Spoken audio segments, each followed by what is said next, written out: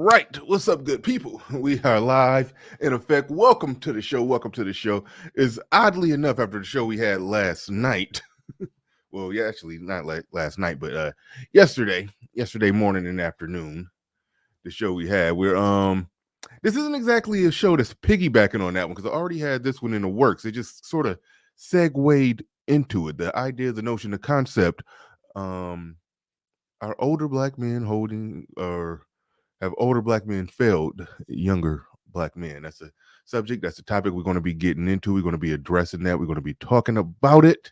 So, needless to say, let's get ready to go. Let's get it. And normally when I say let's get it, that means I normally got the intro plan, but I don't got the intro plan right now. I don't got the intro plan. There it is. All right, let's get ready to go. Let's get it.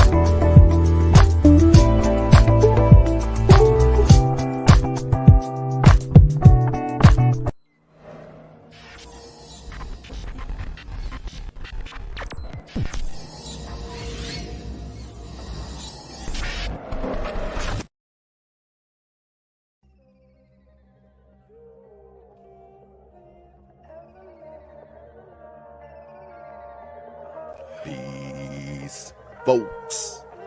This is X from TPOT Media. Open your mind and wake your black ass up. You know what time it is. Hit that damn like button as you make your way in the door. Grab a seat, settle in, get ready. It's the Grown Man Hour with your host, my man, Bernard Riley.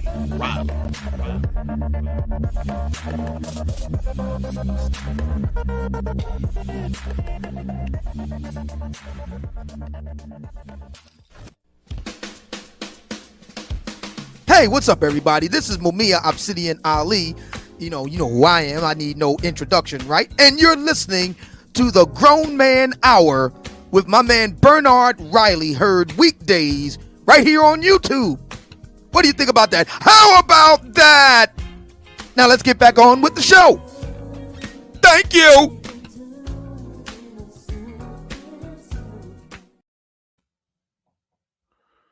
All right. What's up, good people? I'm still sitting here dotting some I's and crossing some T's. I realize, as I normally do once the stream gets started, there's normally a thing or two that I forgot to do. So I'm still dotting some I's and crossing some T's and putting the final touches on things. But either way it go, we are live. Shout out to Kevin Samuels. Build it while you're flying it. And we are flying this bad boy right here, right now. Today, I'd like to welcome everybody to the show. We are going to be joined by Uncle Stu, the old man on the block. You probably have seen his channel. You probably have definitely seen him if you watch TLA, which I know most of you do. If you watch The Lead Attorney, you've definitely seen him on there. That's a good brother. He's new to this black YouTube space. He's been doing really good content. Just really did a really good review on the Book of Obsidian. I definitely like what his brother's bringing to the table. And y'all know me, I do like to promote. I was about to say young up and coming YouTubers, but this brother ain't very young. But he's young. He's young in the YouTube game. So without further ado, I'm going to bring him on up.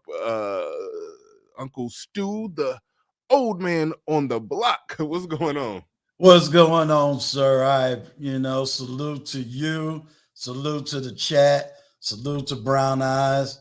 Salute to you, Big Bad Bull, and everybody in there. Gail, happy New Year's to you. Thank you for Absolutely. inviting me up here for this very deep and interesting topic.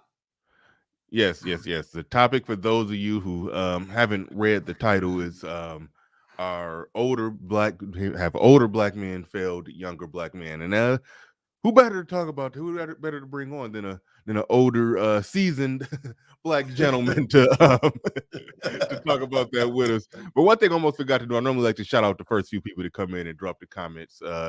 Call it the early bird squad. Shout out to y'all, insane one in the building. Appreciate you coming through.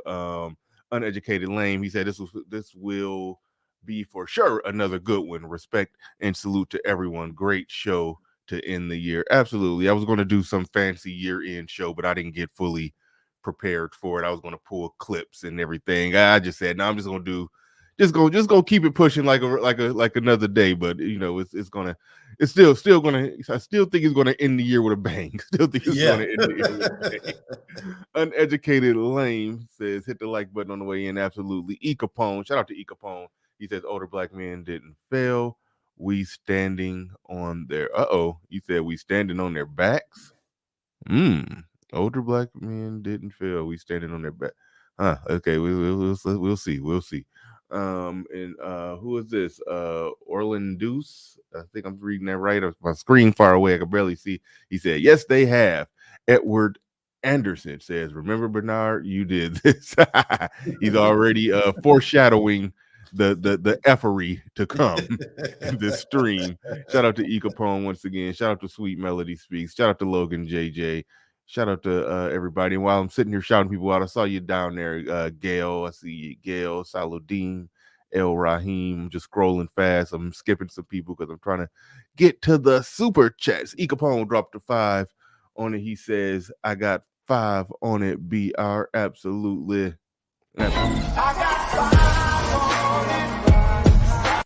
Thank you. Appreciate that. And Sweet Melody Speaks in the building says, Happy New Year's Eve. Says, like the stream. Absolutely, everybody, like the stream. But yeah, we're about to go ahead and give no before we dig right into it, give us a little bit of your of your background. Some of it could be personal, and then the other portion, how did you end up making your way to this YouTube space doing this type of YouTube content? Well, my background goes all the way to being a single father at the age of 18. So I was a father at 18, ended up going into the military in order to support that child. When I came out the military, had all kinds of issues when it came to trying to raise my daughter at that time. Family issues, dealing with that whole relationship. And then in about 1995, I became a member of the Million Man March because seeing a whole lot of issues that was going on. A lot of African American women was, basically running things, and a lot of African American women was defining us as being, not good enough. We wasn't worthy enough. And because of that unworthiness, a lot of them was running away to white men. So we seen a lot of black women running to white men. And, we said in 1995, we're going to come together and we're going to get our communities back together. We're going to be a part of the community. We're going to fight for our community. And we're going to take responsibility. And so a lot of us done that. But then what ended up happening is a lot of things started unraveling. And we didn't have nothing called YouTube. We didn't have nothing called the internet. So a lot of effects that happened was both pro and con. A lot of us walked away from the church because of a lot of issues that was going on in the sense of getting male leadership, getting that male respect. So we walked away from that. Then as far as coming up here, I've been married, divorced, remarried, end up having, children. My oldest daughter has been on my platform. The firstborn been on my platform, and I'm a single father of my youngest daughter. Trying to just give a summation because I'm 54, so it's so much that has happened. Yeah. But then when it comes to getting on YouTube, I think that was the biggest thing for me. I had what I guess people would define as red pill rage about 4 to 5 years ago. Wait, what caused your red pill rage? I was a victim of domestic violence for over 10 years. Mm. I was a victim of domestic violence for over 10 years. This all happened when I was living in North Carolina. I lived in North Carolina for a while before I ended up moving, but this all happened in North Carolina. So my red pill rage grew because every time I kept trying to argue about it or tell somebody about it or report about it, guess what? No one wanted to hear me. It was always, what did you do to cause the problem? And while many people think I could have walked away, I can't walk away when I got children involved. So I end up having to stay in that situation because of my children. As soon as my children was out of the house, I was able to get out. And that red pill rage continued for at least 3 years. And again, I didn't know nothing about no YouTube or any of that stuff. And it led me all the way up to having mental health issues. And because I'm a veteran, I was able to get that help. It wasn't until about a year ago, no, it's going on close to 2 years now, where I discovered YouTube and I started listening to some of the content that was on YouTube. Of course, KS being one of them. Started hearing certain things that, believe it or not, Edward Anderson used to talk about. So I just started listening to a lot of people, a lot of content, that was going on in this space. And then another content creator by the name of Tough Love, one day spoke about, older men getting into this space and being able to, tell your story, tell your narrative. And then a week later, TLA did a big shout out and said, listen, all of you that's over 45 years old, you need to get out here and you need to help these young brothers and tell your story. Help them. They need help. They need navigation. And that's what ended up getting me started was after hearing what TLA said. So I said, okay, I'm gonna be one of these brothers that can get out here and try to do the best I can to help them in any way, shape, form, or fashion that I can. So there's probably a whole lot of gaps within my history because again, we're going back 54 years. Yeah, that's a tough one. When you said that about the domestic violence, it's a underreported thing because I'm going to ask this question, but I already know that. I think I pretty much know the answer. Yeah, you did not. It wasn't that whole time, those whole 10 years. You didn't file not a single police report. Absolutely not. I mean, why am I going to file a police report? Yeah. Because you want me to go to jail? Exactly. And I speak about it. I mean, it's on my platform, so there's no shame in my game. Yeah. A, I'm not going to go to jail, and B, how is that going to affect my kids? I think that was the major thing. And again, that's not something that people ever heard of because it was never sociologically even taught. I mean, I didn't even grow up believing that women can do that. That was a big lie right there. But I never had a problem, opening up and telling brothers like, hey, I've been there, done that, got the marks, got the t-shirt, nothing to be ashamed. You're a man at the beginning and the end of the day. But, I fight for my brothers. I fight for them. Yeah.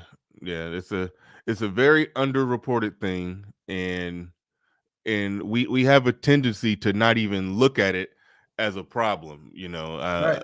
I don't even, I'm not even got to go into details, but I know we look at it from the perspective of in our mind, we're like, okay, she can't physically cause me that much harm. So we compartmentalize. We'll say we okay. We'll think about the kids, and we'll we'll deal with all kinds of craziness on behalf of the kids. And then when we try to talk to somebody about it, then then we still end up looking like the monster. Like I know where you're coming from. I know. Yeah. Well, see, I'll tell you, I was called out my name, my character, everything. I was in North Carolina when the Duke lacrosse stuff started happening. You know, and when I spoke up for the Duke lacrosse people, oh, they told me I sold out, I did this, I did that.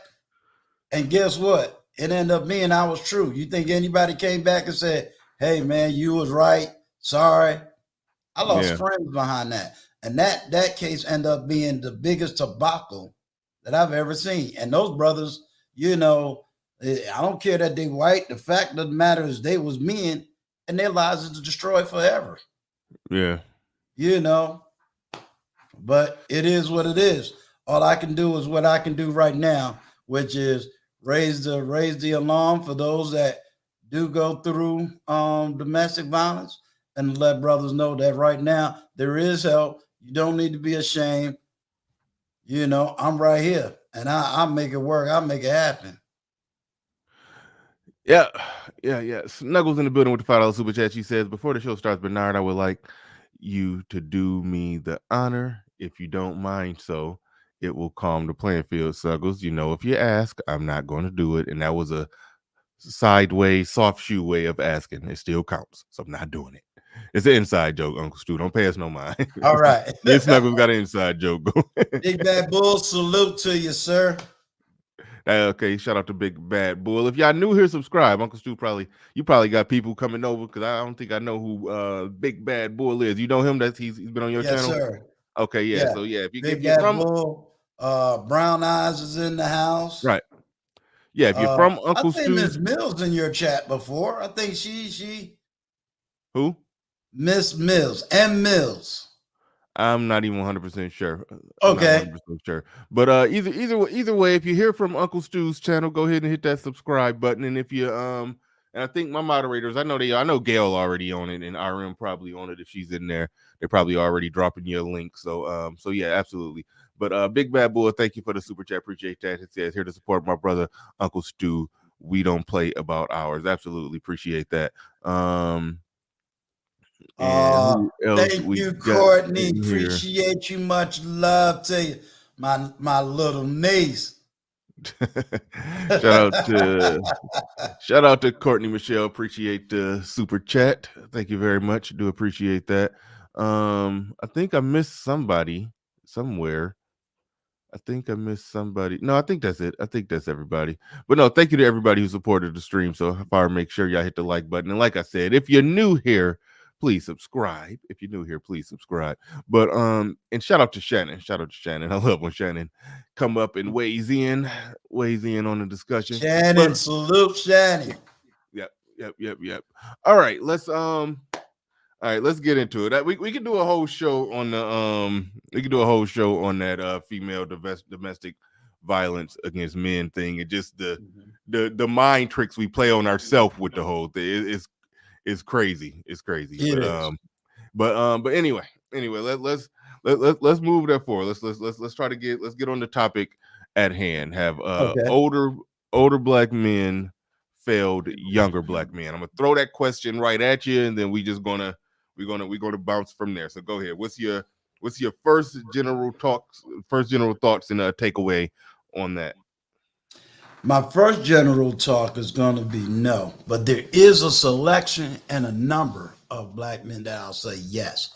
So it has to be done kind of in a piecemeal situation. When I'm looking at my generation, and like I said, I'm 54, what they would call Generation X.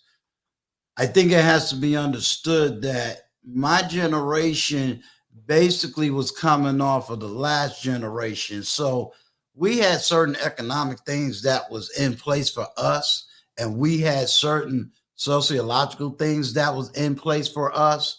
But what started happening is in the 90s, we also started seeing the major feminist movement, especially in the African-American community, started overwhelming many African Americans. One of the biggest cases that we dealt with was the United States Supreme Court, Clarence Thomas. That was probably the biggest assault and attack on African American men that we ever seen. Explain that. Elaborate. Hold on, wait. Elaborate on that. Clarence Thomas was going up for the Supreme Court, and the Republicans was replacing Clarence Thomas because Thurgood Marshall had left the Supreme Court. And right before his confirmation hearings, all of a sudden, Clarence Thomas was accused of a violation against a woman by the name of Anita Hill. And that was so vicious and so serious that it would have probably been the first wave of understanding being accused of something with no evidence. And that man went into the Supreme Court extremely bloody. I believe that's why he's kind of quiet to this day, because he went in extremely bloody. Again, whether you like him because of his political or sociological views, it didn't really matter. It was the fact that this man was charged with something, accused of something that to this day have never been proven. That would have been one of the first waves of what I call the Black feminist attack. The second one came when we did do the Million Man March. Some of our biggest adversaries were Black women who was once known in the 1970s that supposedly was down with the Black Panther Party.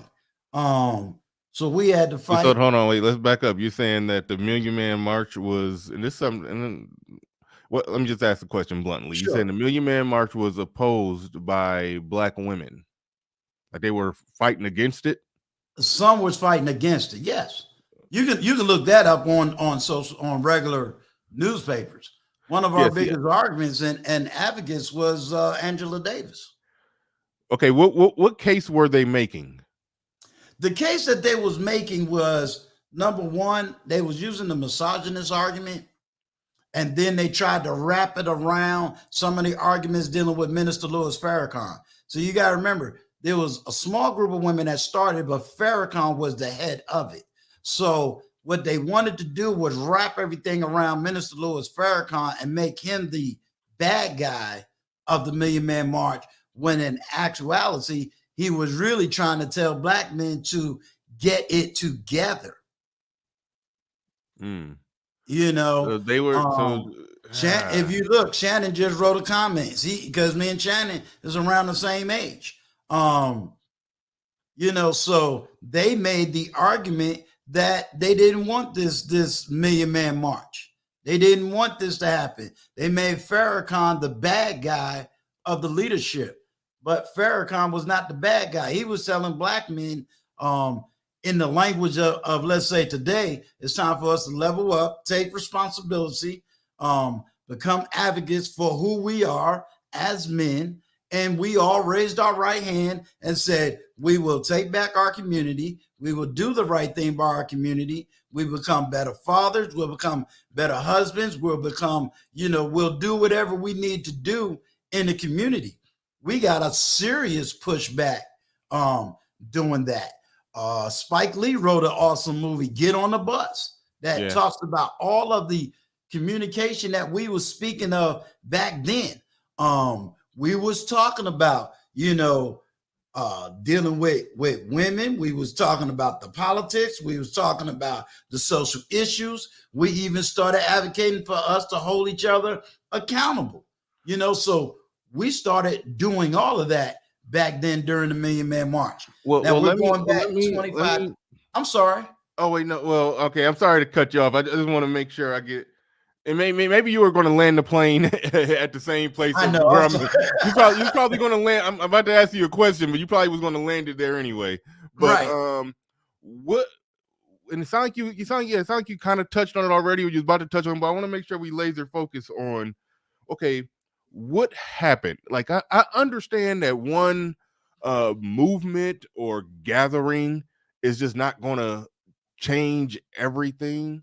Right. Like, for example, like we just did the first Black Manosphere meetup where we talked about some we talked about some things that we're putting on the table that we're going to do that's going to be implemented, and there's de facto timetables of when certain things are going to be done, and goals are being worked towards. But either way it go, we're just talking about one Manosphere meetup, close to 100 guys there. truth be told, it's just a first step.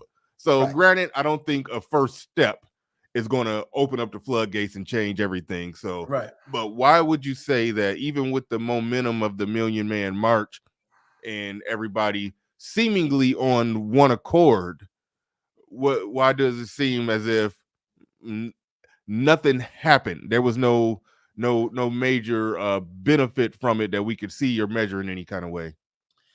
I don't think that you're going to be able to measure it. Again, it was only one march, but you're not going to measure it because by the time the 1 million women march, because they felt they needed to march, we marched for the community. They marched for themselves. Woo! I'm going to say it again. We marched for the community. I challenge everybody to go back and hear what they were saying in the women march. They marched for themselves, which meant they was advocating only for women's issues. We was advocating for community issues. And so when we started advocating for community issues, they began to advocate for themselves. So if you want to know, can we measure it? How can we measure something that nobody wants measured? See, in order to measure something, you got to have the tape measure. But if I don't want the tape measure because I don't want to see a political agenda created, I'm not going to measure it. I'm going to keep dumbing it down. So why would I advocate to see the effects of what Black male leadership looks like if I'm not advocating for Black male leadership? So you have to understand that this is a power war and a power struggle. Now, if you really do want to measure it right here on YouTube. Why? Because I say argumentatively, and I've said this over and over, the very things that, people blame KS for or want to talk about O'Shea for or want to talk about what the Black Manosphere is saying, we were saying that back in 1995. So the arguments that's being given in YouTube was also given back in 1995. It's just that here you finally have the safe space, theoretically. Yeah. We didn't have the safe space back then. Why? Because if we went to work and began to speak about all of these stuff, guess what? We'd have been fired.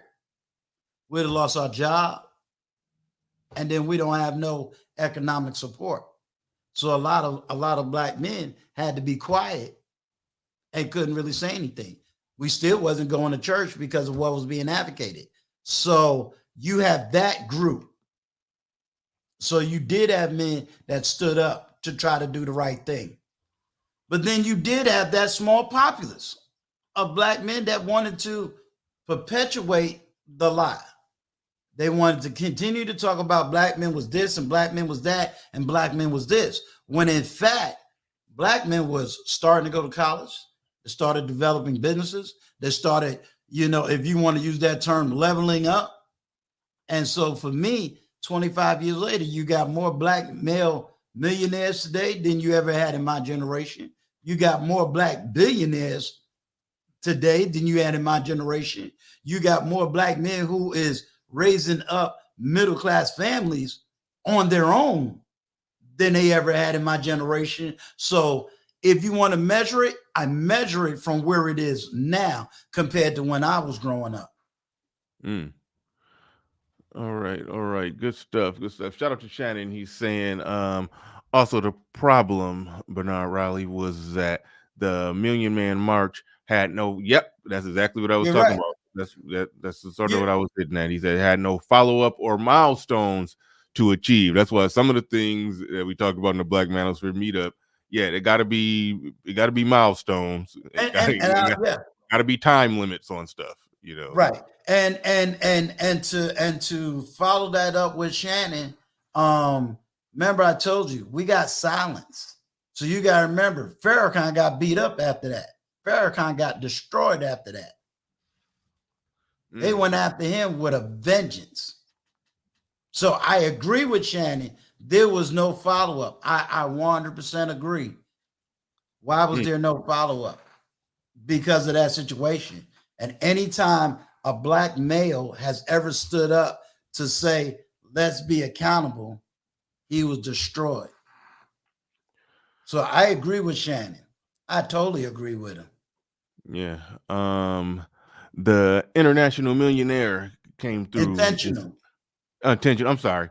Yeah, I gotta fix my setup so I can see. But the Okay. intentional millionaire says support. Appreciate you.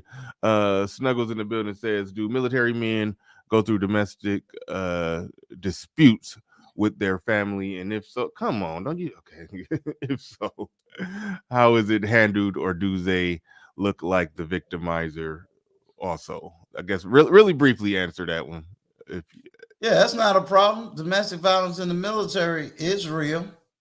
And if a female violates or goes against, a soldier, she can be locked up faster in the military than outside the military. All right, sir.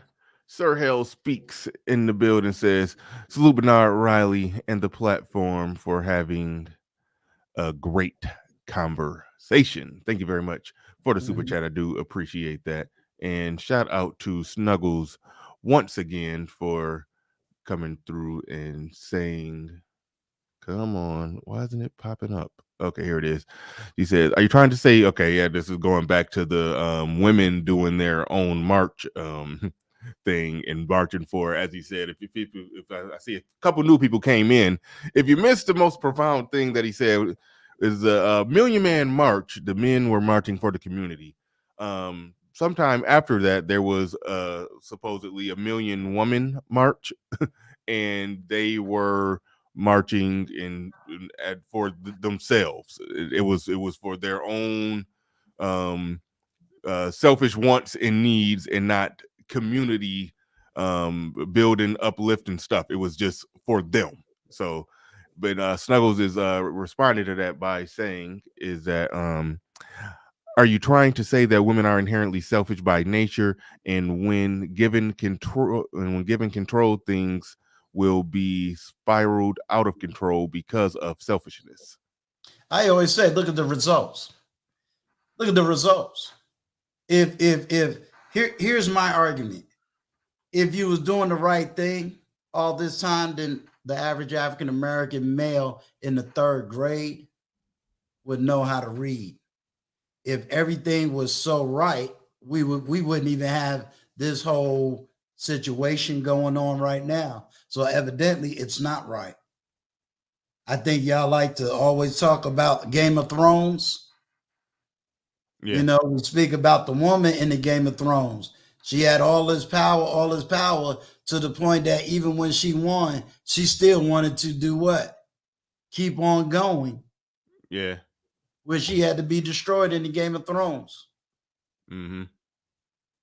Yeah.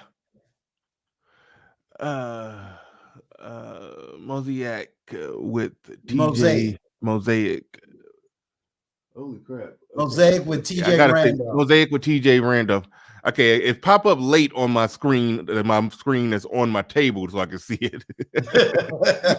But it pop up late, it's behind.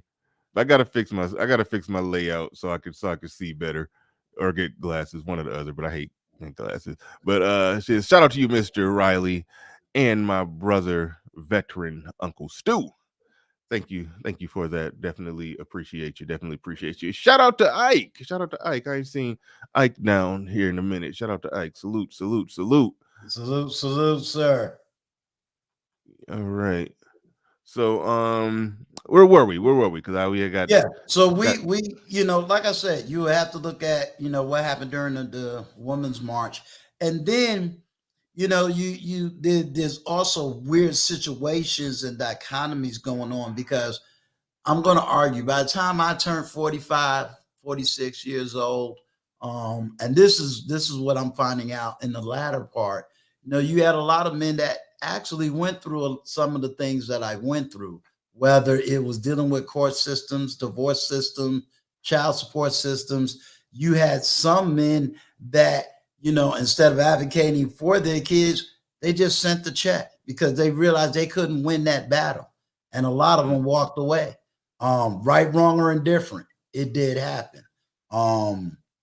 So there's a lot of issues that's at play that is so generational. Like I said, I'm going to argue that at least 70-80% of men wanted to do the right thing. But then the powers that be, and now I'm not going to put this on women. You had males who were economically and sociologically profiting from men being out of line or out of place or powerless. You had preachers that was able to get more money out of women. So why did you need men in the church? Then you had political organizations that didn't want men in their spaces, so they was able to use women to get what they wanted. So a lot of the power, in theory, was being wiped out quickly. Damn, There's so many different ways to address it. It's easy to say, well, you men didn't do this, and you didn't do this, and you didn't do this. But I always have to say, you have to look at me as an individual before you can really look at me as the collective, and that every single city and every single place is totally different. What was going on in New York City was not necessarily going on in Chicago, was not necessarily going on in Los Angeles. So it takes a collective of men in different areas to really speak to that one subject. Right. All right. Now, I do want to take it in this route because when we're talking about whether or not older black men have failed younger black men, this is something that I've noticed, and I'll be honest, I noticed it more online, and I guess I wasn't really paying attention to it, prior to being fully ingratiated in all these conversations we have on YouTube. There's a such thing as, and I don't know who coined the phrase. I don't know. It may have been Jason Black. I don't know. I'm not even gonna give somebody credit, but it's like the old comfortable black man. It's like that. If you understand, I understand the language. What I'm saying, like and before I get all the way into the old comfortable one, I mean, this is what I'm about to say is very related to it. I don't know if you remember when Roland Martin was talking to a young man by the name of King Randall. Yeah, and King Randall tore him up. Yeah. Okay. Good. I'm glad. I'm glad you're up on that. And so we're talking about there are some black men, because you mentioned. The reason I'm taking it this route already. I was going to wait a little later, but you mentioned the political aspect of it. Okay. There's this political allegiance to the Democratic Party, the Liberal Party, and all of that. And correct. So there's that aspect of it. And I think with that is a certain amount of yielding ultimately to what women want, because I mean we obviously can see how black women benefit greatly from liberalism. Yes. And then there's a lot of black men, like they were part of, I guess I'll call it the old guard, who ultimately yield to that, and I guess get comfortable in that, and they defend that, and they cape for that, and they fight for that, and so they're ultimately fighting against things that really are. I mean, they're fighting for things that aren't beneficial to any progress of black men at all. So absolutely, let's talk about it from that perspective. Yeah, you got to remember this is a money issue. So if I'm the man that can make the money by holding other men back and supplement that, and I got all these women who are saying this and they're giving me the money, absolutely. If I have an agenda, my agenda don't include you. Why would I? You got to think about the understanding of an agenda. If I am a man who has power, whether it's over the church, over a certain sector of media, whether it's over a certain sector of the market, what do we say? The market makes the man. So if the market, being women, is giving me this money just for me to tell you, you right, you the queen, you to this, you to that, I don't want to hear from Bernard Rollins. I don't want to hear from you men because they're giving me this money. So I'm an advocate for the people who's giving me money. I'm an advocate for poor people. Why? Because as long as you got problems, I got a job. All right. Now, what you're talking about is good because, well, you're talking about it from the person who's high up and benefiting, but everybody is not in that position to benefit. There's some old black men who just toting the party line, and they're not even, and they're not the pastor collecting the money from the women in the you got to remember, we still got the civil rights people still stuck in the White House. You got to remember that there's an agenda that even came from civil rights. So when you look at the Democratic Party and you look at all their policies, you got to remember that policy is packed together with feminism. So who's now running that party? Women are running that party. Yeah. So they're going to pack it with that. So we're running on a situation in where you done packed it. Now, you said you also got to remember, I also said to you, many black men shifted. Believe it or not, there are more black men who went Republican, but guess how they were shamed? They were shamed as being sellouts, Uncle Toms. Oh, we know we covered that over here. Yeah. Yeah. So to be totally honest, there's a lot of black male conservatives that just don't open up their mouth because they don't want to be what how did Kevin Samuels say? Shame, guilt, insults. Yep, need to be right. Sign language. Exactly. Yep, we got it.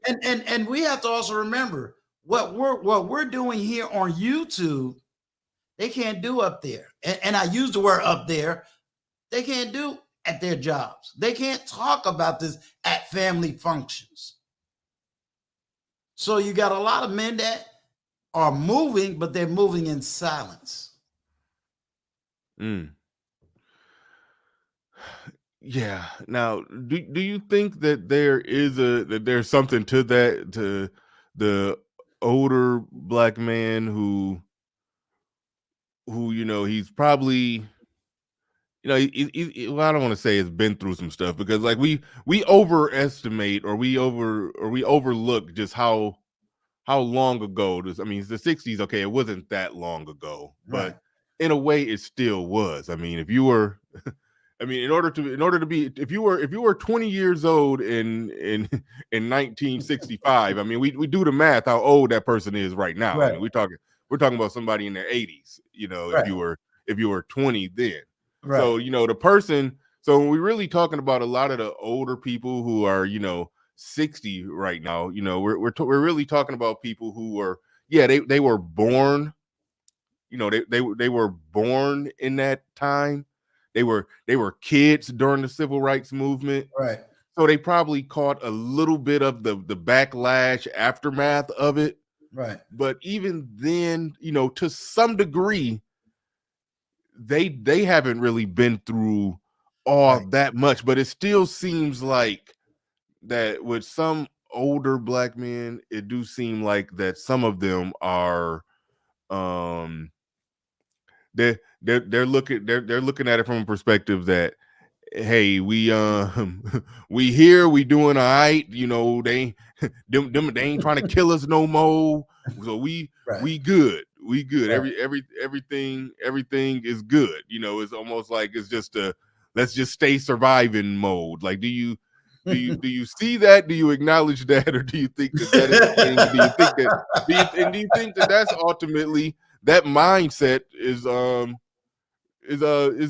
seeping down or leaking out throughout the community, affecting the younger brothers who young and got some fight in them, Right. For me, that's a hard question to answer, and I'm gonna tell you why. My dad comes from that era, and so there's a lot of stuff that my dad talks about today that would probably shock a lot of people. So he is one that almost. Well, let's establish the timeline. You said you're 54, so that would make you born. I'm 54. I'm born in 67. My father is 81. Okay, so he he lived it. no doubt. Yeah, no doubt. Yeah. Don't roll up. Don't. He ain't into that a white person stuff. He don't play that. Yeah. You know, he don't play that. I think when it comes to how he raised me, and I have to make it more on a personal level, he raised me a little bit different than I would say average males were maybe raised. So I have to say that I'm probably a minority versus the majority. So with that being said, I can't really speak to that 80s people or 80s men. I can only maybe speak to the closer to the 60s men who are, in their 60s now. I think two things has happened with men. One, you got to ask yourself, are you talking to single men in that age group? Or are you talking to married men in that age group? I find a lot of married men in that age group would still advocate that way, but they're married. When I got divorced and began to get back out in the dating world, I saw that the dating market was totally different than what I knew of it when I was in my 20s. Whether it was, I there's no shame in my game. I didn't have to buy a woman lunch or dinner and do nothing to get anything sexually. That was easy. That wasn't something that was advocated when I was in high school. So yes, the dating market totally changed. The standards of women totally changed. So those are a whole lot of changes that I have experience in that somebody who's married does not have experience in. Gotcha. Let me ask you this, because a lot of times when we talk about the crack era and all of that, what it really takes for somebody, because like, for example, I was born 1982. So okay, so you're in my era. Yeah. I was you born. was born in 82, but I lived through that era. Yeah. That's why I'm asking you, because you was born 67. That would have put you right smack at, dead in becoming an adult, right and smack dab in the middle of it. Right. So talk about let's talk about that. Do you think that that era of black men coming out of that era, and how they view things, do you think they more or less like okay, do you agree that era, because a lot of people say this, and I think some people over exaggerate it, in my opinion, but I just get your raw perspective on it. Okay. Far as younger black men, getting tutelage from older black men, you think that era was more or less the era that pretty much ruined that, because everything was so wild in the 80s? It was crack, it was gang violence, Bloods and Crips. I think that's when mass incarceration started and all of that. Yeah. Like from your perspective, do you look at that as, like, when it comes to black men, being there for the younger black men, do you view that era as the era that basically just did everything in, or set everything off course? 100%. 100%.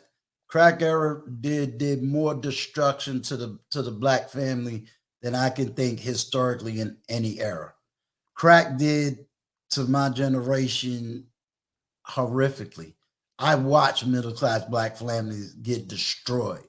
I watched the progression of just the black elites totally wiped out. It did several things. Number one, it was the beginning of what I would call a destruction of the nuclear family. Totally, absolutely. Not only are you talking about, you don't think that started in the 60s though? No, you got to remember, I wasn't born in the 60s. Okay, you talking about from you saw with your eyes? Okay. Exactly. Because I watched people who had college degrees the first, and all of that being destroyed. Um, I watched Black Flight at that time take place. You, let me see, what do you say? Civil rights, Vietnam War, Jim Crow, technology, television, news, crack. Yeah, I have to agree with Shannon on that. It was a lot. Um, I think I can speak more to Shannon's technology and television and news than I can speak to civil rights Vietnam, because I wasn't around for civil rights Vietnam and the Jim Crow era. Um, my parents being in New York at that time, they was the migrants of the South. So I can probably speak more to the crack cocaine, the news and television, than I can speak to the rest of that stuff. Technology, I'm CISO. I would have to understand what technology Shannon referring to in that regards.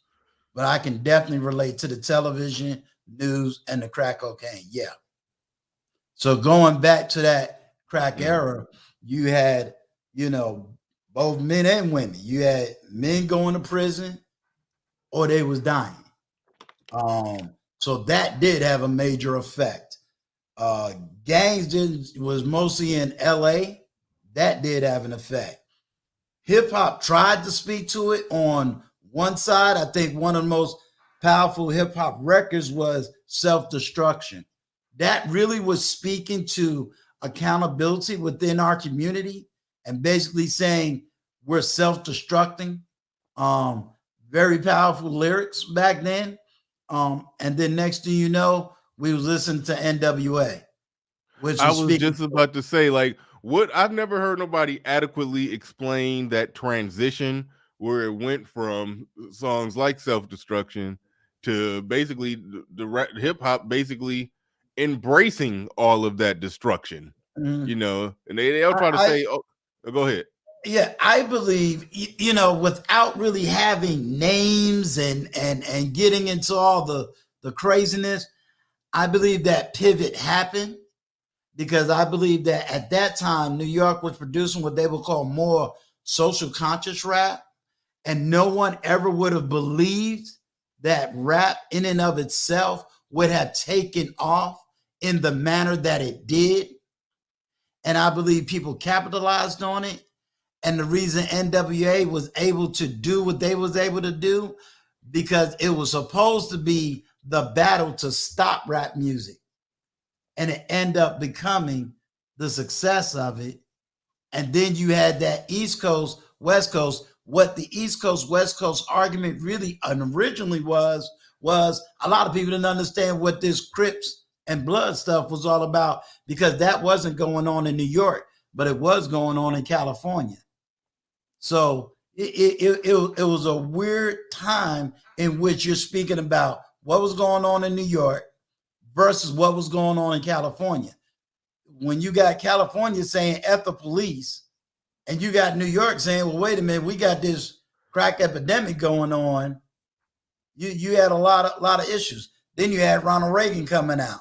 So those is a whole slew of things that happened in between the middle of 85 and I'm going to say in around 91, 92, 93. So I was able to escape a lot of that because I went to the military. So All right. yes. All right, all right. Sir Hale Speaks says Uncle Stu dropping facts. Shout out to you, appreciate that. Um, KP from KC5 says, um, is that AI's Al's apprentice is Tamika Lowry? Who is he talking about though? I know who Tamika Lowry is. Who's Oh, the other person? AI. I don't I'm know who not. he's. I'm not sure. Yeah, I don't know who you're referring to as Tamika Mallory's apprentice. But thank you for the super chat. Appreciate that. Game Dreamer 58 in the building with the super sticker. Definitely appreciate that. Nigerian Flex back in here with another one. Like he says, I'll never forget the time an old man told me that a woman is right even when you know they're wrong. Yeah, I heard that. they're right. Don't Let call me it out. right. Let me holler at Nigerian Flex. One thing I'm going to give you 100% correct on this, Nigerian Flex. There was a historical time where men said, "Hey, happy wife, happy life." There was that time where you treated a woman a certain kind of way. So I'm not going to neglect that fact. But I also called it out on TJ Randolph's platform when I said, we gave you what you wanted talking to women. We gave you what you wanted. You wanted all of this, but you didn't react. So we leveled up. And now you're the one that we're telling you got to level up. We done leveled up and surpassed. So I'm not going to neglect the fact that there was a time black men did do that. What was known as romance, you didn't want that romance. You kept moving the bar. So the men just superseded the bar. Now they have said, we're going to love ourselves. We're going to get ourselves right mentally, financially, spiritually, socially. And they done that. Now they say, we love ourselves to the point where we got standards. So I salute my brothers that say, we got a standard. We want this type of a woman. We want to live this type of way. And we want to move this type of way. And what's angering women is they've never seen black men stand up, but they can stand up today. And I'm proud of them. Kenneth Williams in here with the $5 super chat. Thank you very much. Well, super sticker. Thank you for that. Appreciate it. We're almost an hour in. Normally at the 1 hour mark is about when I open this bad boy up. So I'll put the link out there. Get the link ready so we can start firing up the engines. Firing up the engines. But let's see. It happens a lot of the times in this space where I think it's a lot of brothers, and it's hard to draw the line on excuse me, on old versus young. Like, okay, I'm nearly 40. I turn 40 next year, and next year starts is to almost tomorrow. Wait, what is it? It's the 31st or 30? Yes, the 31st. Okay, so yes, New Year's Eve. Here I am. Right. Getting with so yeah. I'm closing in on being one of the old Negroes. I'm getting there. I'm getting there. I'm on my way. I'm gonna be there. I'm gonna be there soon enough. But it happens quite a bit. It happens quite a bit. I think a lot of brothers in this space do have a lot of different ideas. They're not clinging to the Democratic Party, liberalism, feminism. They're separating from that. They have new ideas, views, and perspectives. And quite often it's the older guys who are arguing and fighting with us to try to, basically trying to reposition us back, like try to get us back in place. And it's like I'm trying to it's turning into a frustrating thing where I didn't understand the beef between young and old, but like now I see it. I'll say this. I think they have a legitimate argument. Let me put it out there. There is a legitimate argument. They have a good argument when you say, hey, I need you to hear me and know what exactly is going on with me, whether I'm 20, whether I'm 30, whether I'm 40. It is not my right to tell them all the time they're wrong. It's my right to listen and to hear and to see and to understand. I can boldly say on my platform, I listen. And there's a whole lot of arguments they give. I validate their arguments, but I just don't say it in talking points. I say it from personal experience. So I think it is a time, and there isn't too many of us that's over 50 in this space. And there's a catch-22 to that. I am in this space. I am listening. Yeah. And my argument is, you tell me what you want, what you want me to hear. You explain the argument, I can acknowledge it. I don't have to agree with every solution, but I can at least, if you give it to me in a valid way, I got you. I got you. A lot of older people, of course, everybody's scared to change. Everybody is scared to, they want we have a tendency to romance or romanticize our past. I'll tell anybody, I'll tell you the mistakes I made so that you don't make them. I want you to be 2 times better than me. I want you to supersede me. I want my black men. I raise my right hand so that they can be free. So if they don't want a black woman, they want a Spanish woman, a Filipino, whoever they want, that's your choice. Go where you're going to be elevated and celebrated. I ain't sitting there arguing with you. My job is to give you the tools that you need so that you can go on. If you come to me and you say, hey, I don't know how to do X, Y, Z. If I don't know how to do it, I'm going to go find somebody that know how to do it so that you can move on. Right. So they have a legitimate argument. I've heard those same arguments in the sense of, hey, I go to an old guy and he tells me about some Jesus dude, or I go to this old guy trying to get some information and they just tell me, happy wife, happy life. Or I go to this old guy and he says this. I get it. I understand. But I ain't that old guy. So, yeah. But at the same time, I ain't going to take all the BS, but I ain't that old guy.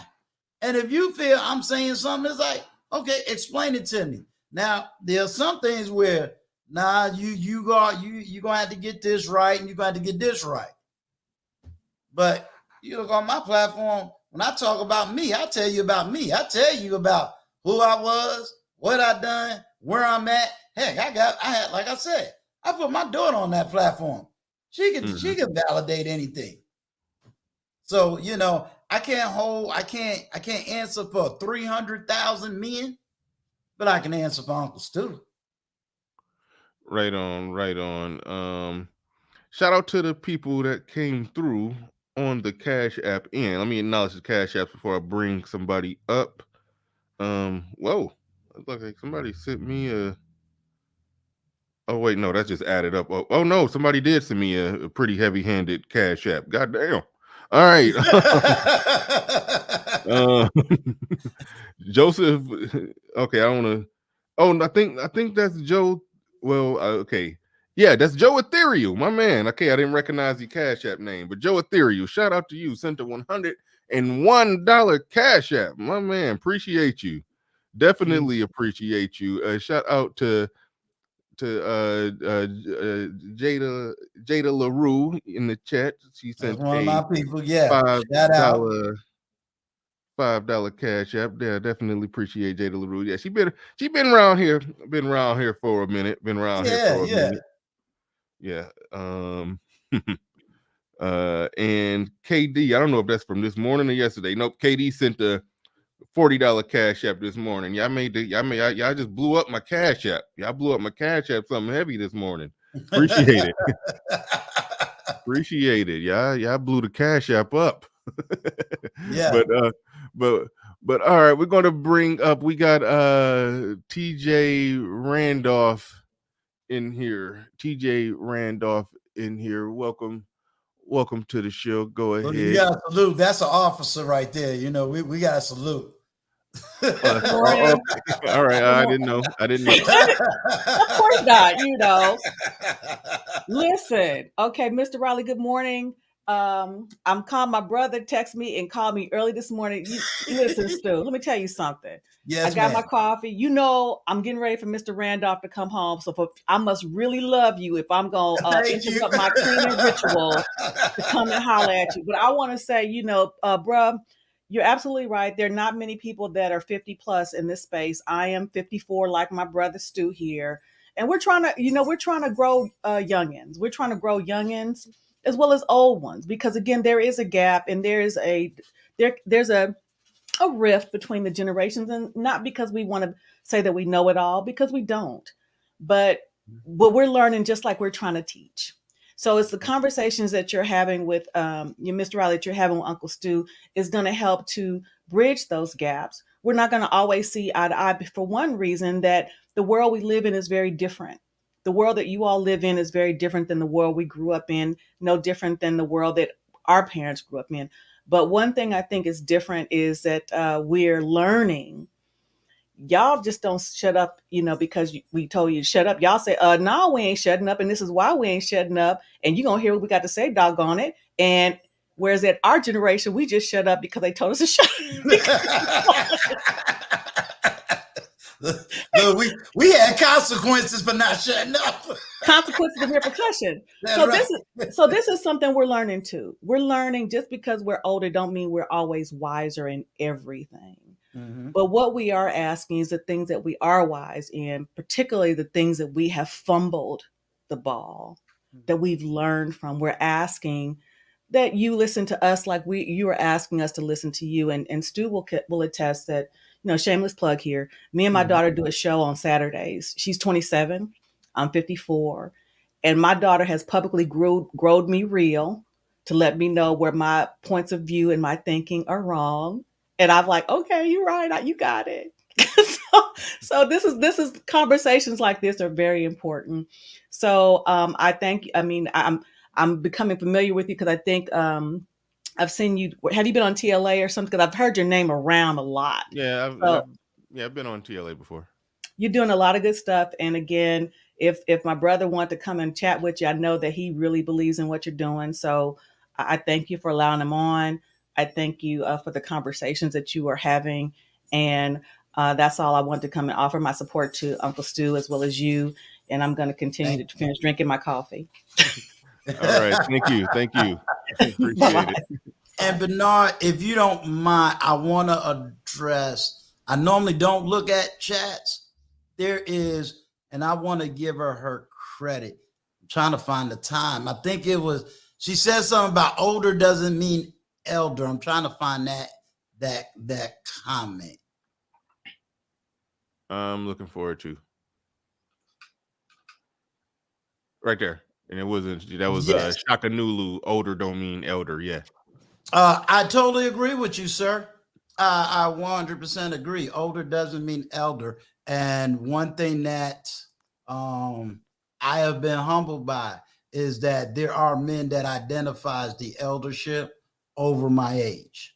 So if you don't see elder, I can't force you to use the word elder.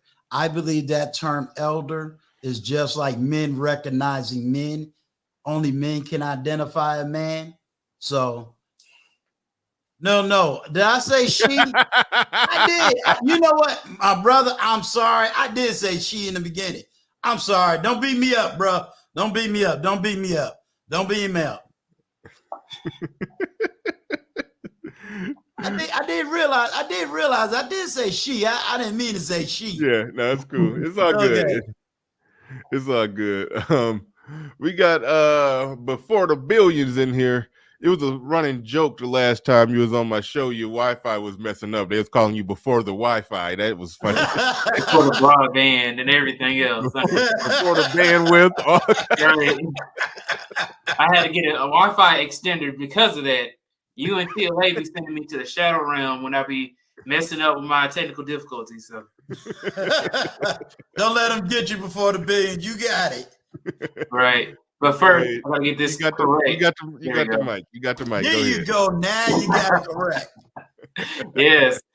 So shout out to you guys. Thank you so much for having me up on the panel as always, Bernard.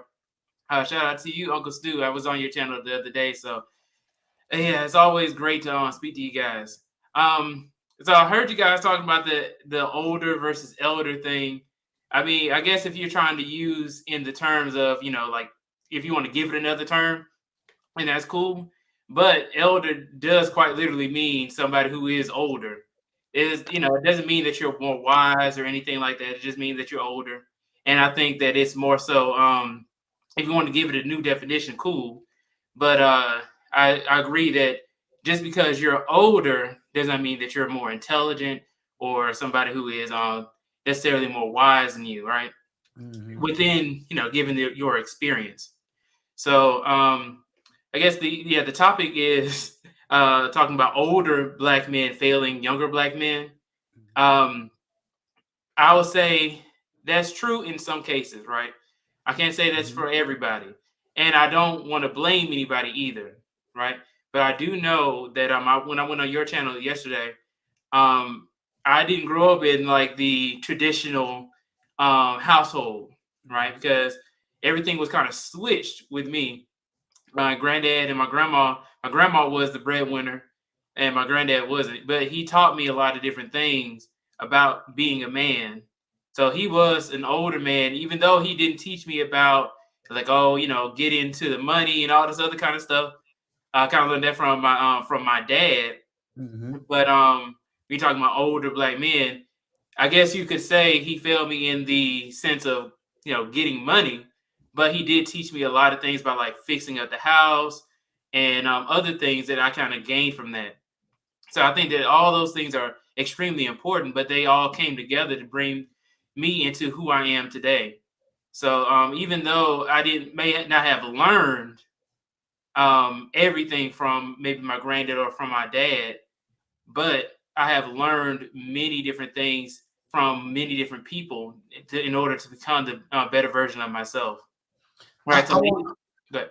Yeah, I'm gonna speak to that because it's funny that you said what you said, because I think it was on Bernard Raleigh's show yesterday, and then it kind of flipped to my show. I'm glad there's a sensitivity of understanding that whether it's generation or whether it's family, there are dynamics to this thing. I think Bernard Raleigh, I think you were speaking to women controlling the money. Men go to work. It was I don't know if it was yesterday or the day before. No, yeah, I think that was yesterday. We was talking about the fairly it used to be more common practice where men went to work and then the woman basically balanced the checkbook and sorted out the bills and whatnot. And we was comparing and contrasting that with in modern times, it's kind of a little more foolish for a guy to be doing that. I know guys who didn't even see they would be at work, they would get their check, and the woman come get the check, give them an allowance, and then she go do what she gonna do with the money. But it's exactly. Yeah. I don't know if you caught the conversation I had with security boss over the same situation where she said she manages the money, and I said, well, in mine, I'm the one that does it, but I understood the generation gap too. You understand? Like the guy was working in a factory for 16 hours, so it wasn't something where you can get on your phone and have automatic bill pay. So I understood that. And it also, my argument is, did your grandfather really know? I think sometimes we put levels of expectation on people that we really shouldn't. Can I really argue? Like I tell people, is there any way I could have seen in this day and time we be in a pandemic? How in the world could I prepare for something like that? If I've never been a part of the family court system, how can I train somebody or teach somebody about child support and divorce if I've never experienced these things before? So, sometimes it could be also that level of discourse because we're putting an expectation on you should have known, when how in the world they're going to know? Because I'm even, I know certain things because I've been through the family court system. And there was things I learned that it was like, I didn't know. Because I'm the son of, I know penal law. So I know what a cop can and cannot do, but the average person don't. So it's like, if you don't really have the experience, is really a level of expectation that sometimes we place on people and they really don't know. And sometimes we got to give that grace. Are there men that walked away from their families? Yeah, but we don't really know the real story. Was they really just sorry fathers? Or they just didn't want to sit there fighting everybody in their family and not having the money to even get a lawyer? So it may have been easier for him just to say, here's the check, I'm out. There are so many different stories that we're not allowed to tell that we really don't know. And in addition to that, Uncle Stu, I had a conversation with TLA a while ago, and we were talking about legacy. We were talking about how there's a lot of men people in general, who don't even know who their grandfather is. A lot of people don't even know who their father is. right? They don't know their great grandfather's name or anything like that. They may have known like a nickname or something, right? There's a lot of people who are dealing with that, and it does affect people to not know, your family tree and stuff like that. It does. And I know that this isn't only talking about Black fathers. I think it's just talking about older Black men in general. Right. But when you're talking about fathers, that's extremely important to have a father in your life. It is. I thank God I had mine in my life. I still do. And in addition to that, I may talk about him here and there and stuff like that, but I most definitely do love my dad, and he has taught me so much. Well, let me ask you this before the yes. billions.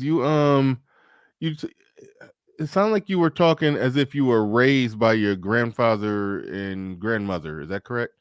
I was raised by my mom, but my mom has been sick my whole life, so I kind of was raised with my granddad and my grandma because my mom would be in and out of the hospital and stuff like that. So yeah. Okay. So you and your dad always had a relationship. I mean, I hate the term, but like visitation and all of that. Yeah. So the way it was when I was really young, I did not see my dad that often. After my mom and my dad got divorced.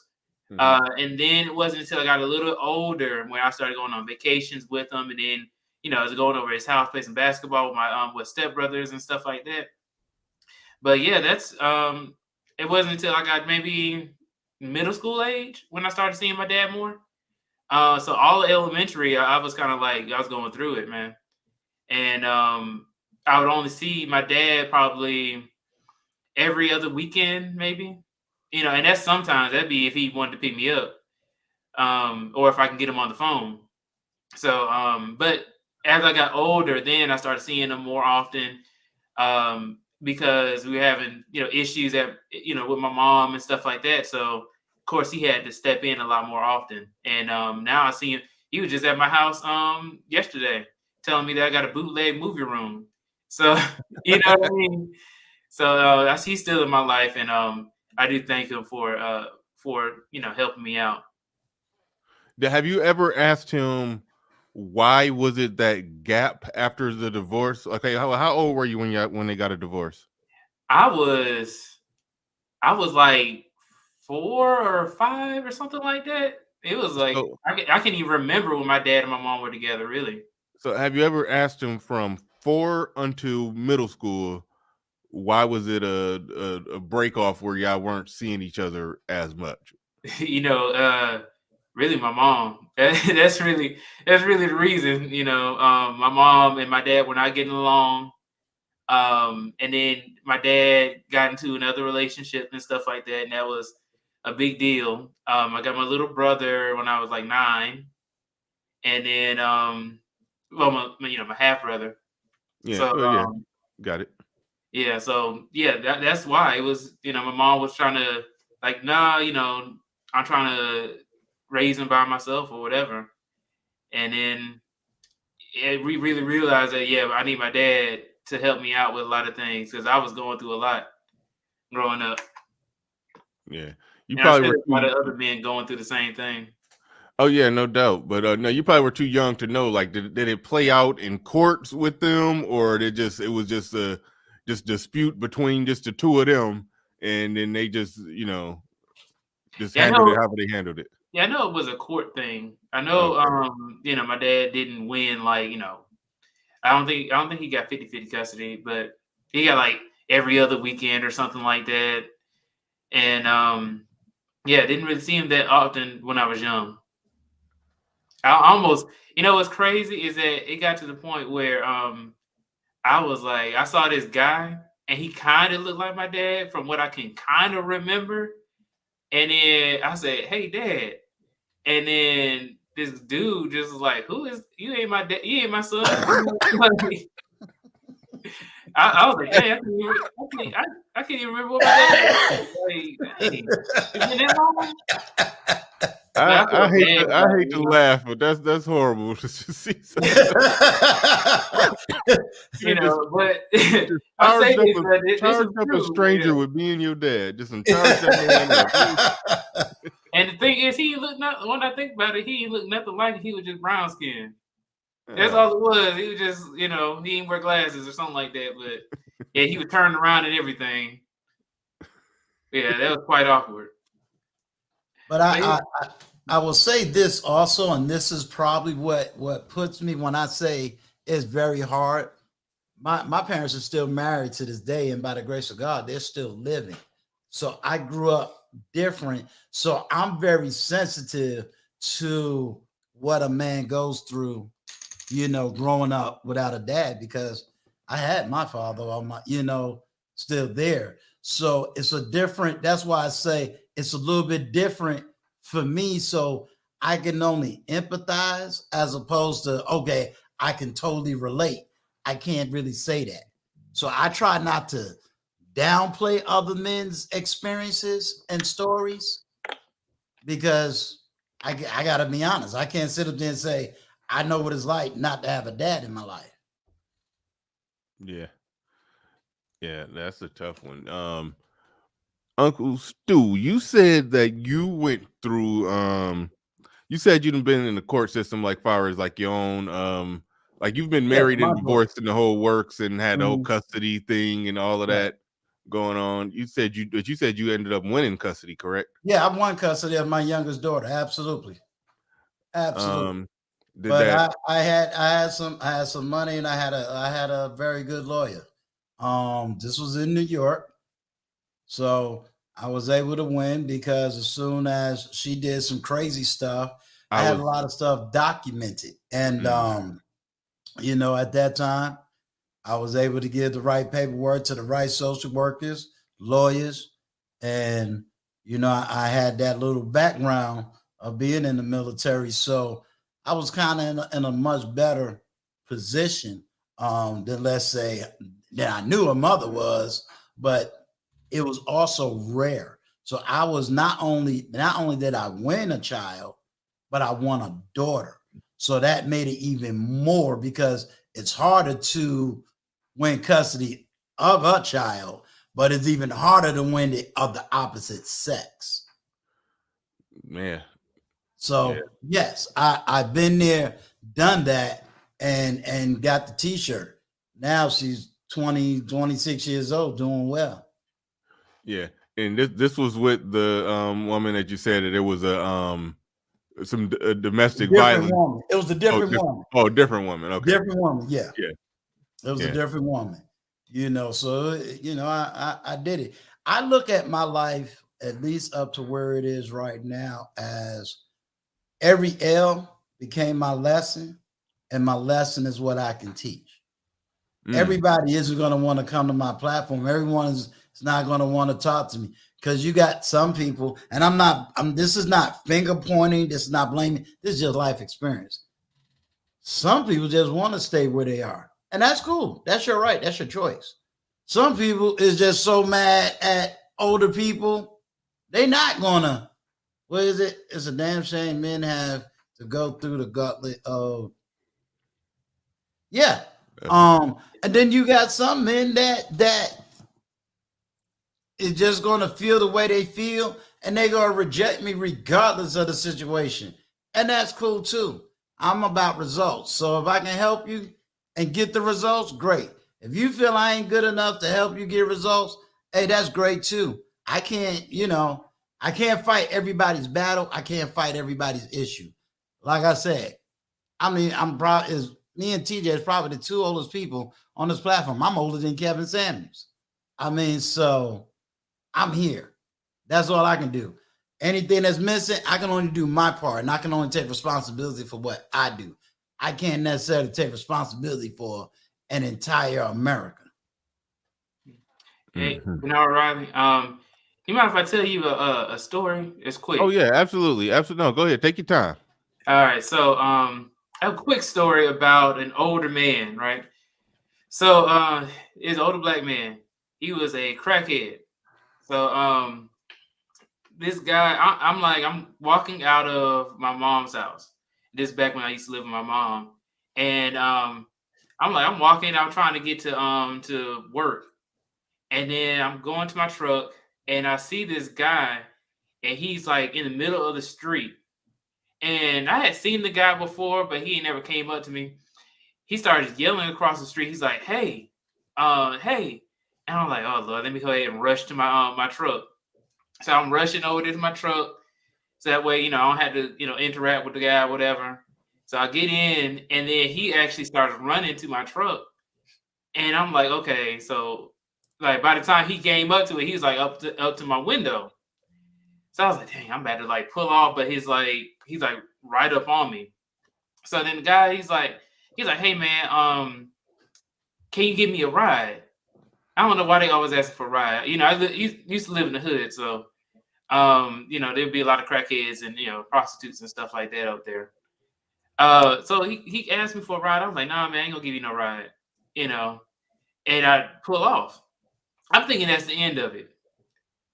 And probably like 2 weeks later, this guy comes up again, and he's like, hey, he's crossing the street or whatever.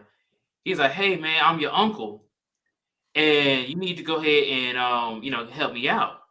Mm-hmm. So my mom actually came out, and we have a dog.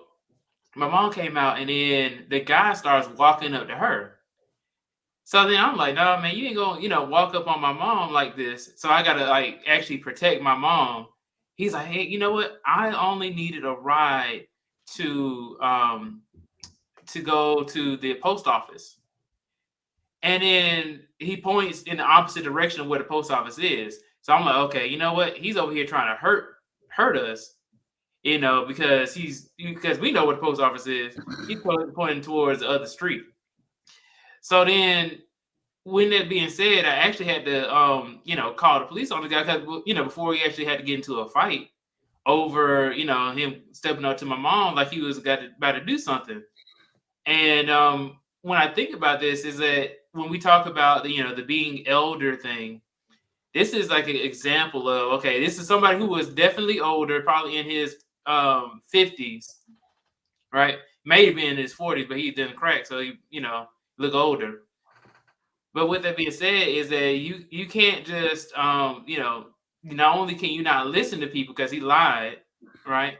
But also somebody who is actually genuinely trying to hurt you. And if anybody ever gets in that situation, always, in this instance, I would just go ahead and call the police. All right, I know people don't like the police and everything like that, but what else can you do? You ain't gonna, get into a fight with the old man. And I definitely would not suggest anybody do anything to somebody, right? Because you put yourself at risk. No, I firmly believe in calling the police over here. Ain't no ifs, ands, buts about Yeah, buddy. I call the police. Forget that. I ain't got no problem with that. Yeah, I don't have no problem with it either. My dad's a police officer, so I'm like, But Yeah. I know some people like, nah, I'm vehemently against it and stuff like that. So Nah, yeah, we be tripping. If you don't want police officers, you want wild west. You like no, you don't want that. You don't want that. And I hate when people we apply that race thing to it too much. I say even in predominantly black areas, I always point out that it's probably it's more than likely, as we're talking about Detroit, Baltimore, Atlanta, places like that. It's a greater than 50% black police force. Like, yeah. So no, you could like cut it out. Call the police if you have a situation. Yeah, we had some serious issues with like that crackhead, and then just people scamming, like an older black man scammed us. Gonna just put a ladder on the house and then just do our gutters, and then be like, okay, here I'm gonna charge you like $200. We ain't asking for it. We ain't asking for him to change the gutters. He's just gonna come up to somebody's house and then just clean the gutters for no reason. And then ask for some money. That's That's the new thing. They don't even go up to your car and spray it anymore. They go up on your roof and fix your gutters. You pull up on me, cut my grass without asking me, and then try to get $40 from me. You might not get it. Thank you. But yeah, man. So thank you so much. But for having me up, Kenneth man. Williams, hold on real quick. Kenneth Williams in the building with the super stick. Appreciate that. A sower of seeds says happy. What he says? Happy New Year, my peoples. Happy New Year, Bernard. See you next year / meetup. Absolutely, 100%, 100%. And Leon 008 in the building. Definitely shout out to you. He says a few minutes behind, but my grandmother said my granddad worked 80s a week. I think meaning 80 hours a week. What time did he have to pay bills? She handled all the money. And that goes back to what me and Stu was talking about. Yeah. It just made sense back then. It wasn't like you could pay stuff online. Everything was open during the day. The man was at work during the day. The woman had to go and physically either mail out the bills or physically pay them or call, or I don't know exactly how they did it back in the day. Yeah. But it was the way it goes. It was that's how it worked out. It was normal that women handled the money and balanced the checkbook. But before the billions, if you about to roll out, man, I appreciate you. Thank you so much, Bernard. Appreciate you coming up. No doubt. Yes, and also one last thing is that it's a shame how kids nowadays don't know how to fill out a check. Not like you actually need a check, but it's also like older people used to know how to write a check and everything. I thought it was the weirdest thing when my mom showed me how to write a check. Well, I'll tell you this is a lot of people don't even know how to sign their name in cursive. Man, listen, my kids, they like my damn, time flies. He's 19 now, but he knows how to do it. But my 13-year-old, he don't know how to write in cursive. Yeah. So again, I've heard in the YouTube space, blame Gen X for all the mess, blame this. And I always say we got to watch that blame game sometimes because it happens in every generation. I think one of the greatest movies that came out was The Butler. And I only like that movie because it showed what? No, just playing. Let me tell you why. Because I like the switch routine and the dual message that it gave. You had the father who was sticking to what he understood of the 60s, but you had his son who surpassed him in what was going on in the so-called black movement. Okay. And that whole dichotomy of how the son thought versus how the father thought. And that kind of was me, you know what I'm saying? Me and my dad. Oh, okay. I see what you're saying. Yeah. Yeah. I mean, that was an interesting dynamic, and that speaks to this subject. Exactly. Because the dad would be, I mean, the butler, he would be like the old comfortable Negro in that situation where he's just he's happy and content. I've got this job. I get to go serve these white folks, and then his son exactly. His son is like, no, you chucking and jiving. This is where we at. This is where we got to go. This is how we got to move this thing forward. Interesting line in the movie. Martin Luther King pointed out that both sides were actually valuable in their own way. Because Martin Luther King was portrayed in that movie. He pointed out that both sides were valuable in their own way. It's an interesting conversation. I mean, I've heard it on the so-called YouTube streets, but again, the way it usually came at me was, is your generation fault? Then somebody want to show me a picture of a pimp and a prostitute. It's like, dude, I didn't grow up that way. I grew up with a mother and father. I didn't grow up that way. Now, if you want to have the conversation, we can always have the conversation. But I want to have a conversation from the point of view of where are you trying to go? Now, if I was pushing some old 1960s rhetoric, kumbaya, then you could beat me up all day long for that. But you can't find that rhetoric. So you got to come at me a little bit better than that. Yeah. Yeah, no doubt. Link is in the chat. Does anybody else want to come up and grab a piece of this conversation? We're having a conversation with Uncle Stu here. The subject is have older black men failed the younger black man. And like I said earlier, just to restate some of my positions, I didn't even know or realize it was even a rift between younger and older until I started watching things play out in these YouTube streets. We see a lot of these beefs, a lot of these fights. Well, you know, and then you got to remember something. There's certain arguments that is strictly YouTube. Yeah, and then man, other argument is out here. I mean, I'm always, you know, because I deal with a lot of 20, 30 somethings on out here, you know, there's certain conversation that it does match with YouTube, and there's certain conversations it doesn't match. So, you know, it can go either way. And then you got to remember, some people like likes, clicks, and views. Some people's angry. And they just want to stay there. They, you know, after you blame the women, blame the men, blame the white men, blame this, you know, you got it. I mean, it's all over the place. It's a matter of how do you want to handle it. So I also remember there's two different worlds that you can be living in. And if you get caught up in one world, you forget there's another world out here. Shout out to Mike and Vince Perkins in the building with the super chat. He says, back to back, love the show. Thank you for the super chat. Appreciate that. We are joined by the true resident old comfortable Negro around. I'm just playing. OG in the building. OG in the building. What's going on, OG? Good morning, sir. Good morning. Morning To Uncle too. Yeah. Nice discussion. I've been sitting back and watching some of it. I think the last super chat you just got, me and him had a conversation in your last chat, and I think we cleared it up a little bit. One of the things I think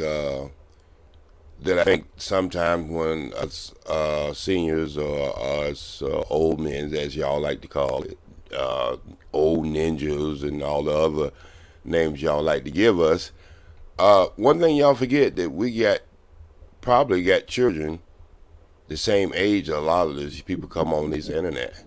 So we are living in two worlds. And out of so many times my sons, you know, say that that's old fashioned, then they come back and say, Dad, you was right.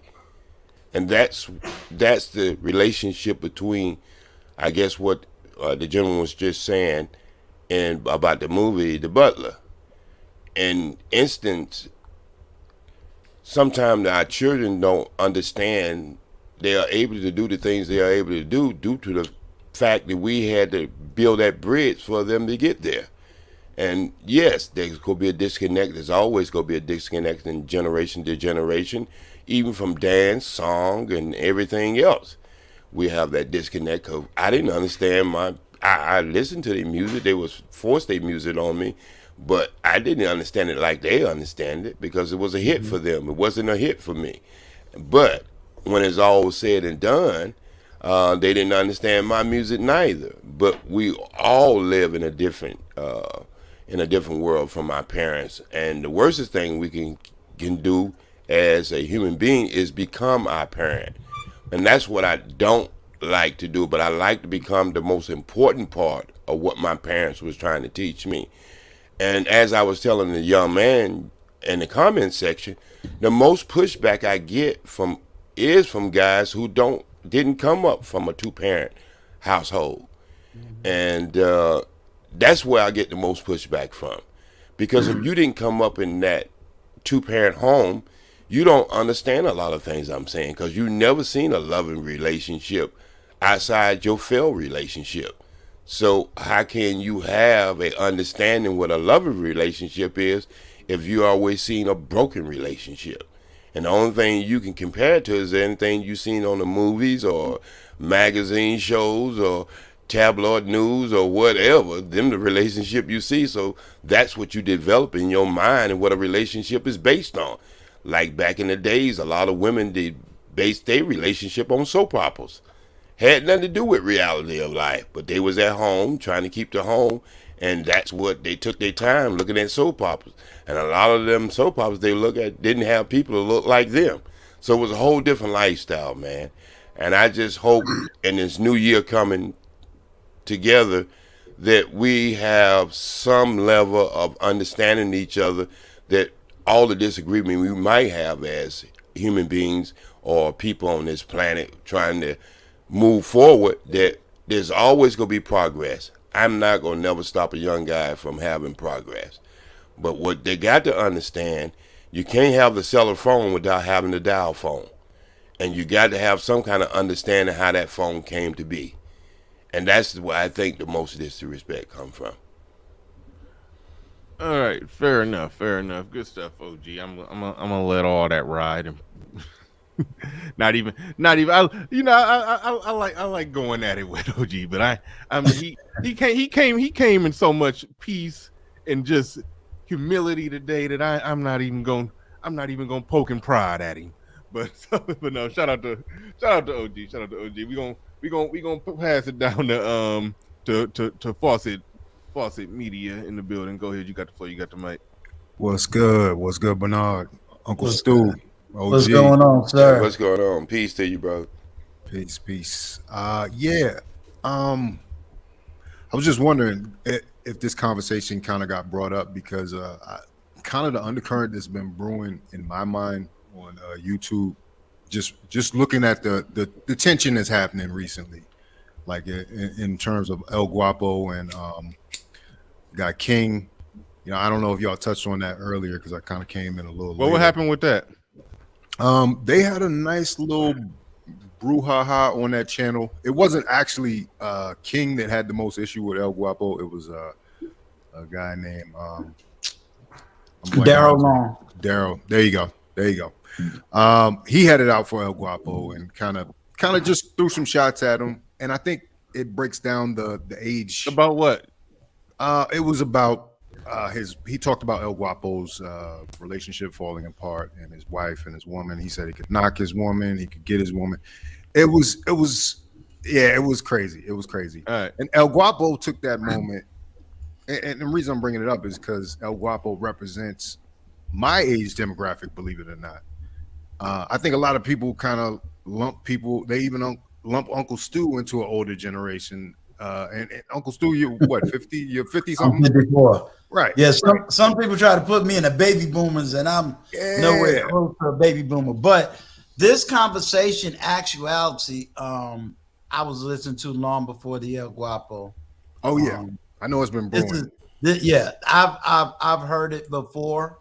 I've even had people, when I've been on a platform, has come up there and just blame me for the whole. There's my generation just screwed it all up, and then try to send me pictures in my IG and videos saying, well, you used to live in Harlem. I'm like, dude, I ain't grow up in Harlem. And then they sending me 1950 photos of what Harlem was. You in a zoot suit. You was in a zoot suit. You understand? So everybody older than 40 is now in an upper age group. Exactly. On and YouTube. It's not the first time I've heard the argument. So like when Bernard reached out to me and gave it to me, I had to chuckle because it's like, oh boy, I've heard this argument before, but there's so many different layers to it, and my attitude is, what exactly are you finger pointing with? And then let's have the intellectual conversation. Now, if you're, I've ran up on, growing up, those people where you ask the question and, if you ask certain Christian people certain questions, oh, Jesus, and you ain't getting no real solid answer. I got it. If that's what you're running up on. If you're running up on a man who's married and you tell him about how these women are today, he ain't going to relate to that because he's not in the dating market. So he doesn't see what you see. In the best circumstances, he isn't. A lot of times they are still. Exactly. Very much so in the so you're already asking the wrong type of man to begin with when it comes to that. Then if you've never experienced court system, child support, or any of those things, and you're asking somebody that doesn't have the experience, you're already going to get a retarded answer. So I kind of stand in a unique way because I do understand red pill rage. I do understand what it means to be a single father. I do understand the court system. So I have an understanding that a lot of people don't. I've even pushed back on older people my age and said, you can't go up into certain areas of YouTube because they will demolish you if you go up there speaking this way and they're living this way. You understand what I'm saying? Now, don't get me wrong. I can understand a lot of things. Don't mean I agree with some of the solutions. But my attitude is, I got you. If you can show me point A to point B to point C, I got you. I'm just not always going to speak in the talking points that everybody likes to speak on. I don't speak in talking points. I speak from life and experience. There might be some experiences I don't have. And I just tell you, look, I ain't got that experience, so I can't speak on that. But then there are some things where I can say, oh, no, I'm going to call a cap a cap. I'm going to call a spade a spade. Nah, I that wasn't her, bro. You messed up over here. But I'm also not going to try to set my platform up where all I'm talking about is how to get a woman when I know there's so many other issues that needs to take place. So, if you want to marry who you want to marry, you marry who you want to marry. No problem. Because when integration came in, it already mingled us. When the internet came in, it worldwide us. So it means I've been overseas. I know what the women are like over there compared to what's going over here. So when women come to me and say, well, they saying this, hey, I'll give you my experience. Yeah. I know I would say this too, because I think a lot of the younger men, so I'm gonna go ahead and take a mantle as an older man. I'm only 42, but right. I think a lot of the younger men don't realize what it takes to grow into an older man. You know what I'm saying? Like how many trials and tribulations you have to go through to get to that point. So then there's always this judgment that they don't expect when they get to that age. You know what I mean? Because they've done everything perfect up until that point. And honestly, as like you said, Gen X and me being on the cusp of Gen X and millennial, we've really not been a large majority of us haven't been contributing to the system as it is now, because you always talk about there's that 15% of men or 20% of men that's making all the children that's right out there in the street, is out there committing the crimes and doing whatever. Right. So what responsibility do we take in that in the world that we've created? Well, we've taken a passive seat, in this generation. I think Gen X has taken a passive seat in that. Of course, you could always talk about the 90s and Freaknik, and I was almost old enough to go to Freaknik. You know what I'm saying? Like, but let me go to Virginia Beach, and I went to. Well, let me push back on that. Yeah. Let me show you where I am, and then let's be totally 100% honest. How many 55? We're going to say 55-year-olds is going to get out here on YouTube and have their life destroyed by a 25, 30-year-old that hasn't lived life, haven't built nothing. Who's going to do? Let's see. There got to be some straight up integrity. There is not going to be a lot of men my age that's going to do what I do, because you got to remember, this is for an older person like myself. I risk every single day I come on YouTube, somebody going to try to destroy what took me over 35 years to build.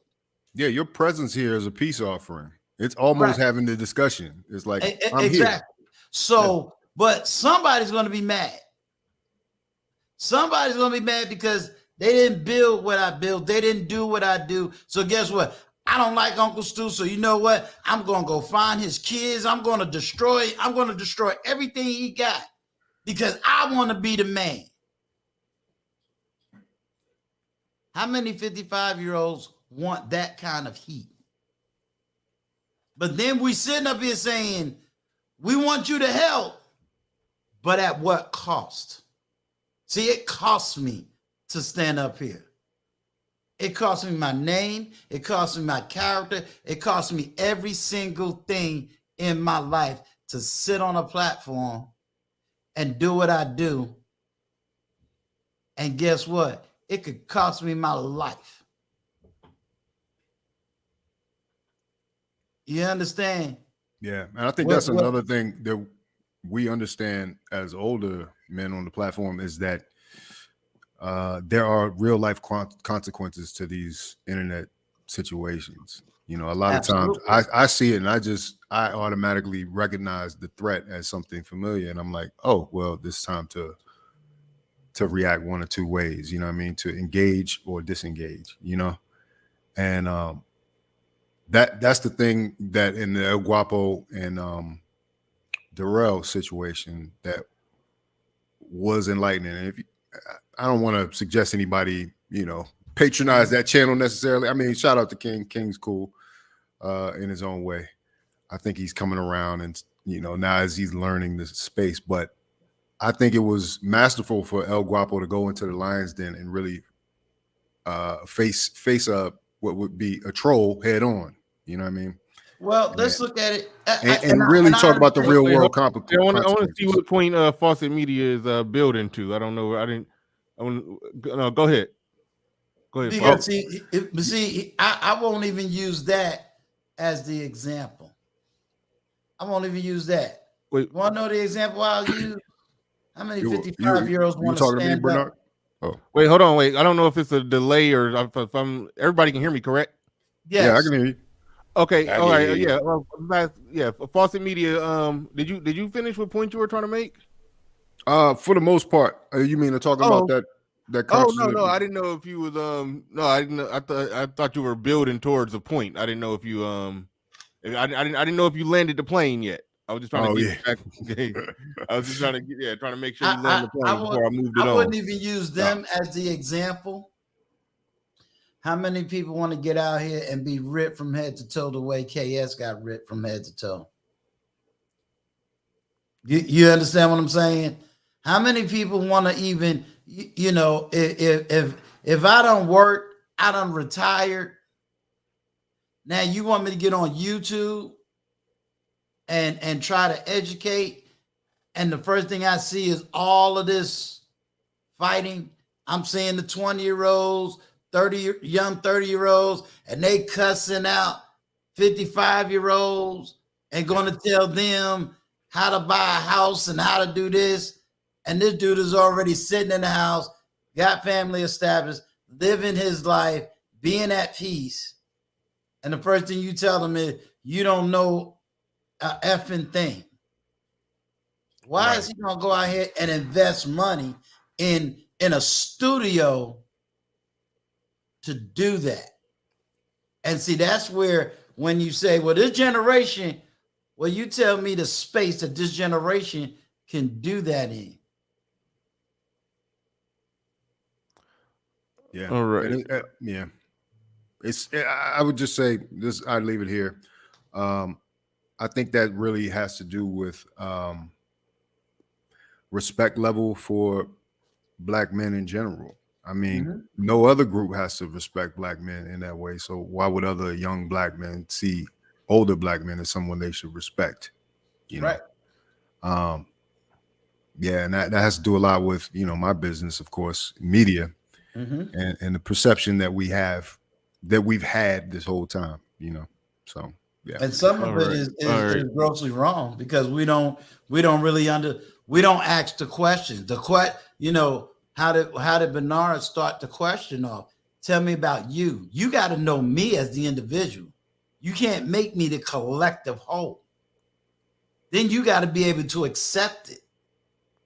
But if you're not willing to accept it, or if you put an expectation on me that, you know, is totally wrong, you're going to fail every single time. That's just like me saying, well, I'm going to hold you responsible for all of this. And you send me saying, wait a minute, I'm one person. I can't be responsible for everybody or every situation. I can only do what I can do on my level. I got plenty of 50-year-olds that'll be glad to come to my platform, be glad to educate. Some of these people need money. I don't have that kind of money to be paying for their time. And it's not, they trying to buy a new Cadillac. They have professions that is a money time base. But at the same time, if I set that up, where does a lot of my young people go? They rather me have a thumbnail that says, "Oh, but I'm gonna cuss Bernard out today." Oh, I'll get about 1,000 views to see that one. But I got a thumbnail that says, "Hey man, I'm bringing a psychiatrist on that's going to talk about mental health." Ain't nobody showing up. So we got a lot. We got a lot to do. We got a lot of work to do. All right. We're gonna pass it to my brother Xavier in the building from TPOT Media. Welcome to the show. Welcome back. You got the floor. You got the mic. Peace, Brother Bernard, and everybody else on the chat. The OG is here. One of my arch nemesis is here. Let me start with saying I wish all the brothers on this panel and the brothers in the chat a glorious year to come. Let me start there. The whole old black man thing, you know, being one of the resident old Negroes in the circle of influence, I don't have a problem with brothers seeing us as old, because I am. I mean, I'm in my 50s. But I do have a level of understanding when it comes to the millennial brothers because I have millennial sons, you know, and I listen to them because my sons are in their 30s. And it doesn't really bother me. No, you old nigga.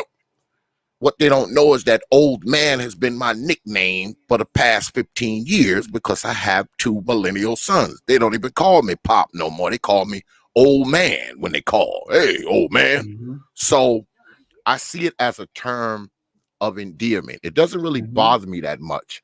But what I think what's problematic about it is that brothers have different perceptions of what is old, right? If you're 20, 40's old. If you're 30, 50's old, right? If you're 45, 55 is old. So there's different perceptions of what is old, right? Mm-hmm. Now, what brothers don't understand is this. All your black ass got to do is live to see it. And guess what? You're going to be an old Negro too. That's coming. It's inevitable. I don't care how young you are now. Yeah, you 20 now. But if you live to see another 40 years, guess what? You will be 60. But what I think brothers have in their mind, they think that at their age, they are smarter than you were when you were their age. And likewise, they think that they're going to be smarter, more successful, more accomplished when they get your age, right? Because a lot of brothers say, "Oh, you old Negro." You know, they're saying that to dismiss you. It's a dismissive term. They're trying to dismiss you. They're trying to dismiss what you know. They're trying to dismiss your experience. They're trying to dismiss whatever station you are in life. Because what they're saying is, "Oh, you're old, so whatever you're doing is nothing. When I get your age, I'm going to be 5 times richer. I'm going to be 10 times richer." And you know what? I hope you are.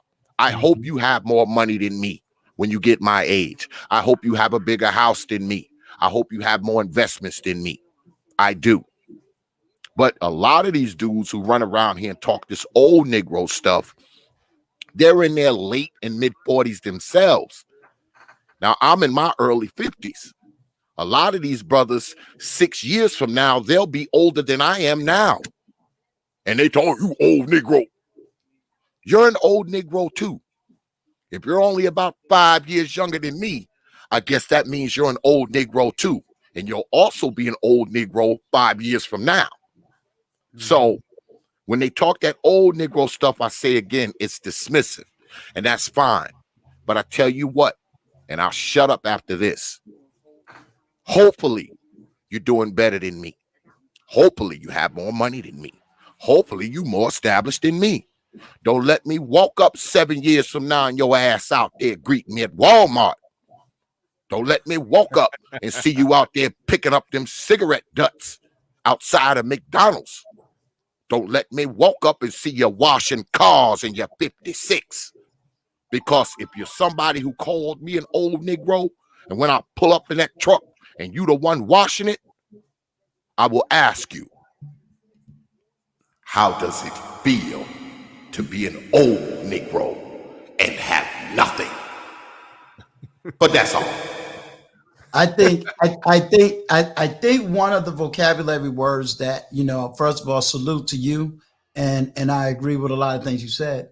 I think what's missing in the intellectual dialect is the difference between being accomplished and being mature. And so we have to be able to understand those two dichotomies. So what do I mean by that? You have a lot of 20-year-olds that probably is making a whole lot more money than, let's say, we did in our 20s. But it doesn't necessarily make them intellectually mature to handle life. It's easy to make money. It's easy to manage money. It's easy to finance money. But can you do it in other arenas? And so I think it will be our responsibility to show them exactly what that really means. Because we know that you can put large sums of money in a fool's hands. We done seen it on the basketball court. We done seen it in the football arena. We done seen it in many different places. So, like what the other gentleman said, we have to be able to be a living example. And as wise men, we know to sometimes lay back and allow life just to be. Because some of us learned from what? Bumping our own heads. Some of us learned because we had to scrape our knees and get bruised up. But we just needed somebody that's going to be there to say, get up. So, again, look at the situation. We was able to come out and, let's say, get a factory job or get a high paying job. Now we got to show them a different way to make that money. So again, I totally agree with you. We just got to remember where we came from and just give what we can give. But I totally agree. And we also got to make account another for point. inflation too. We got to account for inflation too. So, Right. when I was going to elementary school and I saw an engineer made $50,000, I was like, "Oh, that's dope. I want to do that. That's a lot of money." You know what I mean? Like, not to say how old I am for real, but I mean, you can get a picture. In the 80s, like an engineer making $50,000 was the equivalent to somebody now making 100. So Okay, let's throw this out there, and I say this on just a general.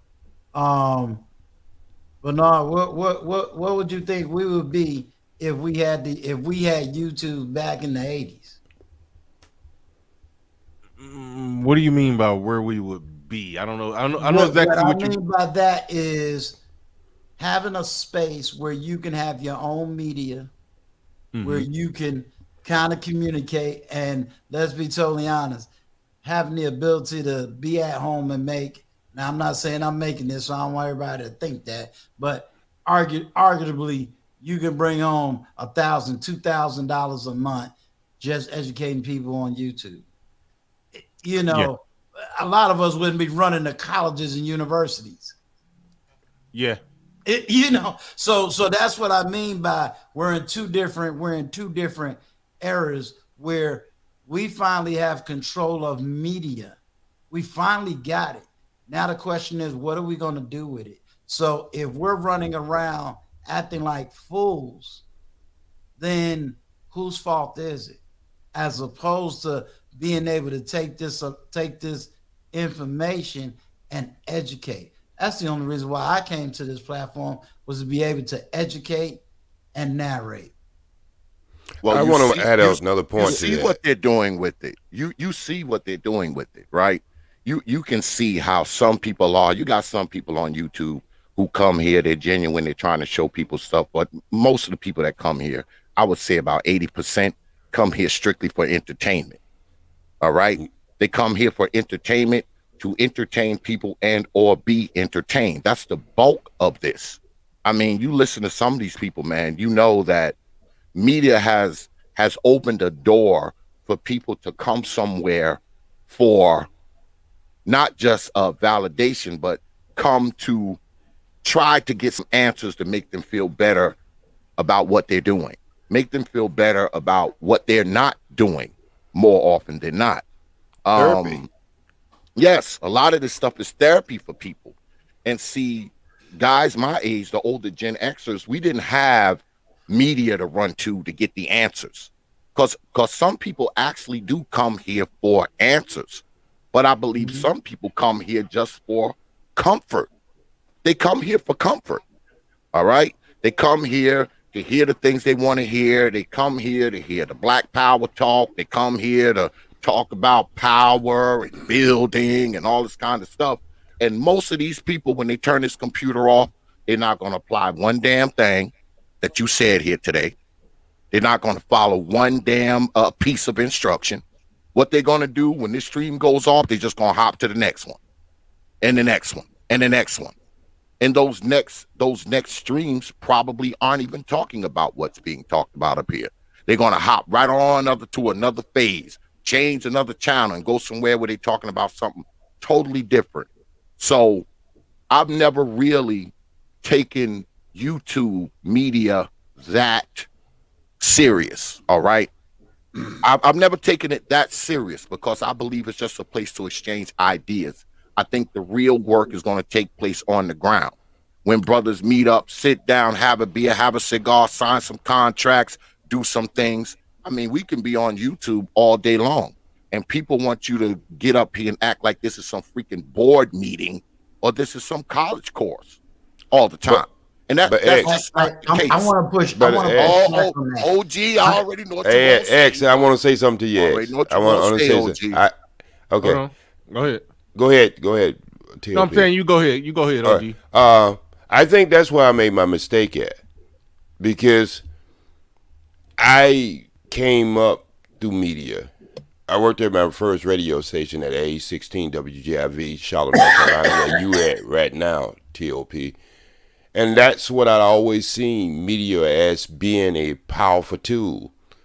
That's how the ladies was able to generate their message throughout the 80s and 90s and up to the 2000s. And that's what I always consider. And I have to say something too, because I said something earlier, and I don't want people to think I'm sidestepping on both sides of the street. But the way I was raised, my father was born in 1909. He had me at age 50. Hold on. When was your father born? My father was born in 1909. The numbers didn't match. Hold on, wait. When was he born? 1909. God damn. Okay. Now, most of the guys that I came up with, was he born free or? Well, you can say he wasn't, but 1800, 1700, But I know you're jigging me a little bit, but yeah, that just shows you that most of the guys that were my friends when I was coming up, my father could have been their father. And so there was a difference in the way that I was raised, because I was raised in the South, in Charlotte, North Carolina, where TOP is at, and I spent most of my adult life in an ATL. But there was one thing that I didn't have a disconnect with my father, because I was born in a southern town, and he showed me how to cut grass, grow food, build things in the house, fix things in the house, while my other friends who I hung with didn't have a father. And so I seen the difference in the way that they was call me square. And because I didn't do the things they did, I didn't have time to do it. And even to the day my father died in 1996, he still signed his name X. Not because he was in the Nation of Islam, but because my father didn't know how to read and drove a tractor trailer all over this country. Now you ask me how he did that, I don't know. He couldn't read his name if I wrote it. And so a lot of people don't understand my experience when I see something like that in my life and see a man who worked all his life to raise his children and didn't make any excuses He was a quiet man, didn't say that much. I guess I was the opposite side of him. But my father, I don't think we ever talked no more than 5 minutes in any conversation. He was not that type of man. He was just the type of man would show you direction. I remember the first time I cut grass, he said, "All right, you been watching me, Fee? Cut grass? Now you go cut grass tomorrow morning." So he put the lawnmower out there, and I had been watching him go out there and go to the yard and pick up rocks and stuff just before he started his lawnmower. And see, that's the way that I was raised. My friends was not raised that way. And a lot of them ended up on the other side of the track because I consider them as, quick guys, fast guys, slick guys. And it's not that I didn't know what was going on, but I just didn't come up in that lifestyle. And so I guess a lot of my ways and the way I speak and the way I carry myself, it has to do with the way I was raised and the things I got into in an older life. And I wasn't perfect. I ain't never said I was perfect. But I think when I came into YouTube, I was doing Facebook for a while before I even discovered YouTube. I was doing Facebook. Most of my stuff is on Facebook from 2010, something like that. And when I got into YouTube, it was a totally different thing because you get instant feedback from YouTube more than you do Facebook. And I was shocked of the level of disrespect of knowledge. Even some of the people that I respected, like Dr. Clark Henry, and a lot of people that Wilson.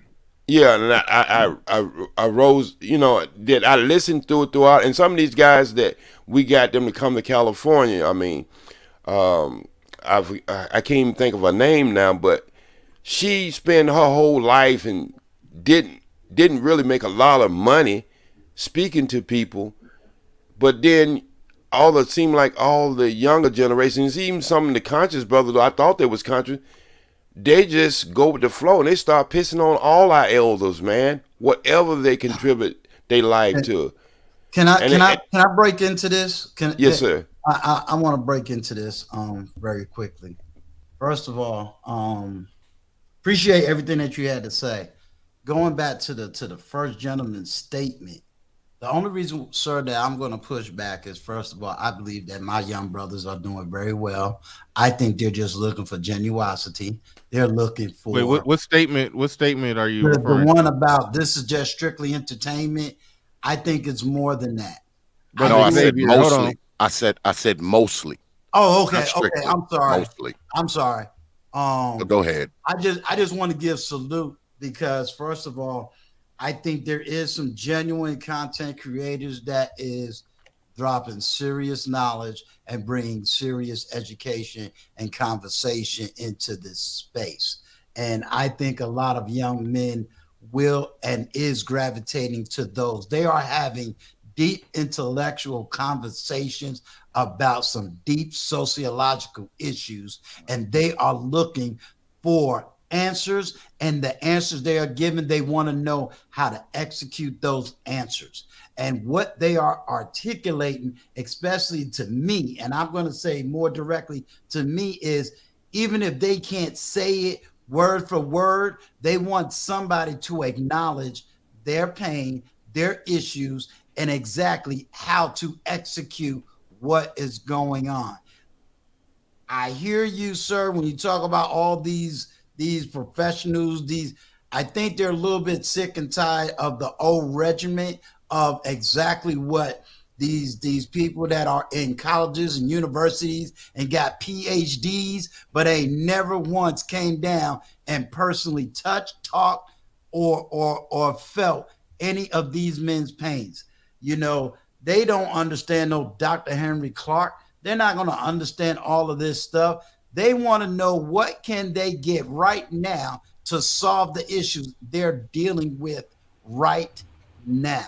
They don't want to hear about what happened in the 1950s and what happened in the 1960s. They don't give two flying flips what I went through in the 80s and the 90s.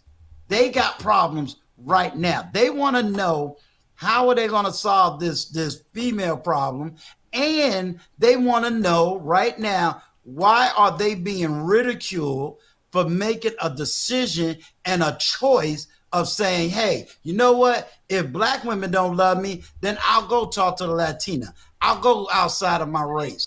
And they want to know, why are they being dehumanized for being able to stand up and make a decision for their life? And they're asking us, the older generation, to stand up with them and help them to fight to move on to the next. When we was growing up, we thought it was right to be all black. Why? Because we didn't have access to people outside of our race.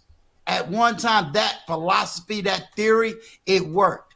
That philosophy and theory doesn't work in 2021, and we got to man up and admit, hey, what we thought was right in the 1980s, that crap ain't right now. That's what they're arguing. That's what they're saying, and that's what they are asking us to do. They don't want to hear about what we did 20, 30 damn years ago. They want to know, what can we do for them right now? Not what we did 30 years ago. They don't want to hear that stuff no more. Just like when I was in my 20s, I didn't want to hear about you walking in some dirt road to school and I'm dealing with some foolishness right now in high school. That's the same mentality. And that's what they're pushing back on, is the fact that if we're going to have a platform, we cannot run out here and say, well, back in my days, or even show gray hair. They want to know they got problems. What is going to be the solution? Do we acknowledge who they are? Yes, I'm 54 years old, but I have a 36-year-old. I have a 26-year-old. So I hear the conversations. I hear the 20-year-old. We got to acknowledge the freaking women we had in high school is not the same women that they dealing with right now. We've been pushing black men out the house at the age of 18. We was ready back then, 18. These kids are not ready right now at the age of 18 because the system had changed. The economy had changed. The politics has changed. And they are looking for us to sit up there and acknowledge the change. And that's what they're screaming about. And every time we push some damn Dr. King on them, they're going to keep fighting us. Every time we push some damn 30-year-old philosophy on them, they're going to keep fighting us. So we got to stop pushing what we thought was right, admit that we was wrong, because maybe back then it was right, but today it is not right. And can I give you some pushback on that? Can I give you a little pushback on that? Can I give you just a little pushback on that before we get Big Mike? Hold on. Go ahead, Big Mike. I've been waiting through a couple of cycles. Go ahead, Big Mike. So it's some wait, whoa, hold on. Come on, y'all. Okay, all right. Real quick. Dane, I got you right next, Big Mike. But Dane seen the building with the super chat. I do appreciate that. Shout out to you. Also, shout out to there. I said it. He says, many older black men were raised with mediocre expectations, finances, advice, and don't see themselves as the sage. Thank you for the super chat. Appreciate that. Also, Black Wizard in the building says, in regards to the title of the show, I don't think they failed if we're all alive. If we're all alive to criticize. Well, you can say somebody failed just because the next generation was sustained. I mean, but I don't think they have failed if we're all alive to criticize them and relatively free to participate in society. All right, but no, good. I think I understand where you're going. I think I understand where you're trying to go, though. But shout out to you. I don't think I missed any other super chats. One real quick thing. The only people that I want talking to the moderators, and I got like 1,000 of y'all, so it shouldn't be too many issues. Well, having too many moderators is causing some issues. The people who drop in something, I can barely explain what it is. Basically, like you can tell that it's a bot dropping it. Hide those. Don't time them out. Hide them immediately. But if I were somebody just saying something that you disagree with their opinion, that's on me to make that final decision on whether or not they will be hidden. So I think I forgot the name, JC. I forget your last name. I got people with wrenches whose names I can't remember. But I saw it looked like you hid somebody that just was saying something very disagreeable and kind of stupid. Be cool. Don't be hiding people just because they said something you don't like. That's not. If they said something real stupid, you could probably time it out.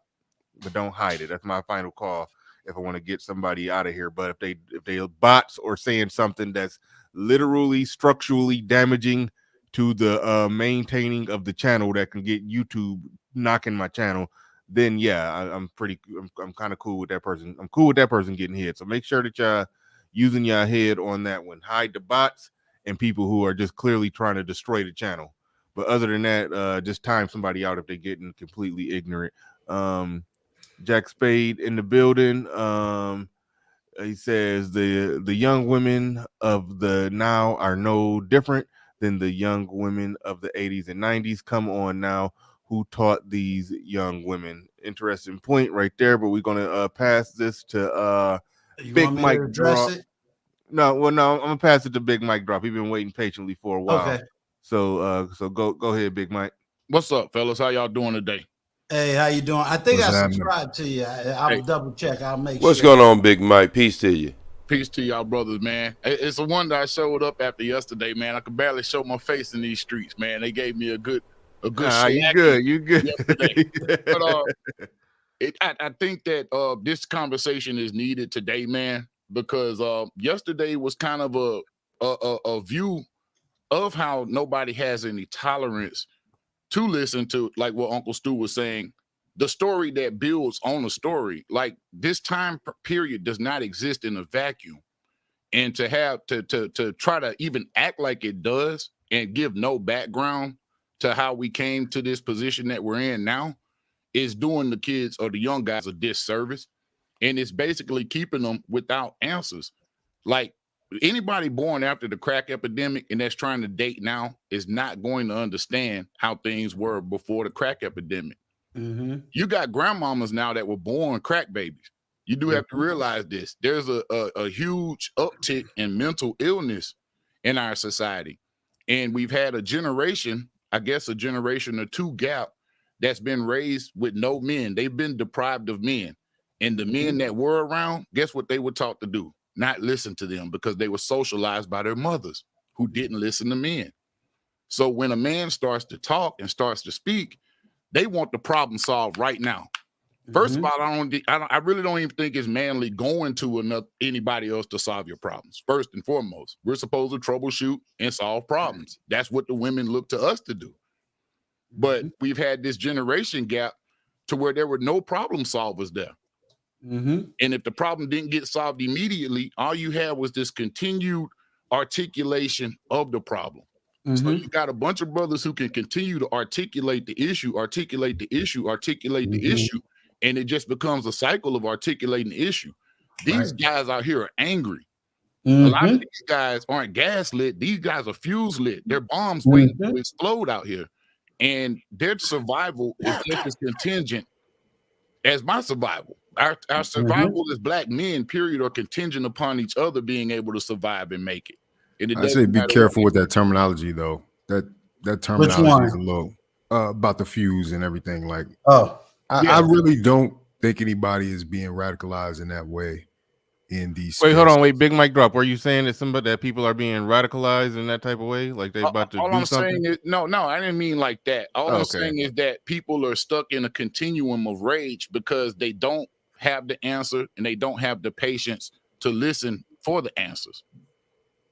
Like back when I was young, and I know we don't want to hear this, but back when I was young, I had a grandfather. I had uncles. Even though I didn't have a dad in the household, there were still men around that would sit you down and tell you something. And there's still men on every corner, especially in the black community, that are willing to take these brothers and sit down and tell them something. But if you're being taught in the household not to listen to a man or to buck any authority or what may seem to be a source of authority, you're not going to be able to get the message. You're just not going to be able to get the message. And I think that's what we're facing right now. And the problems are still compounding. The women are still passing their messages of feminism down to the other women. They have no problem communicating from generation to generation how they're going to continue to bury us.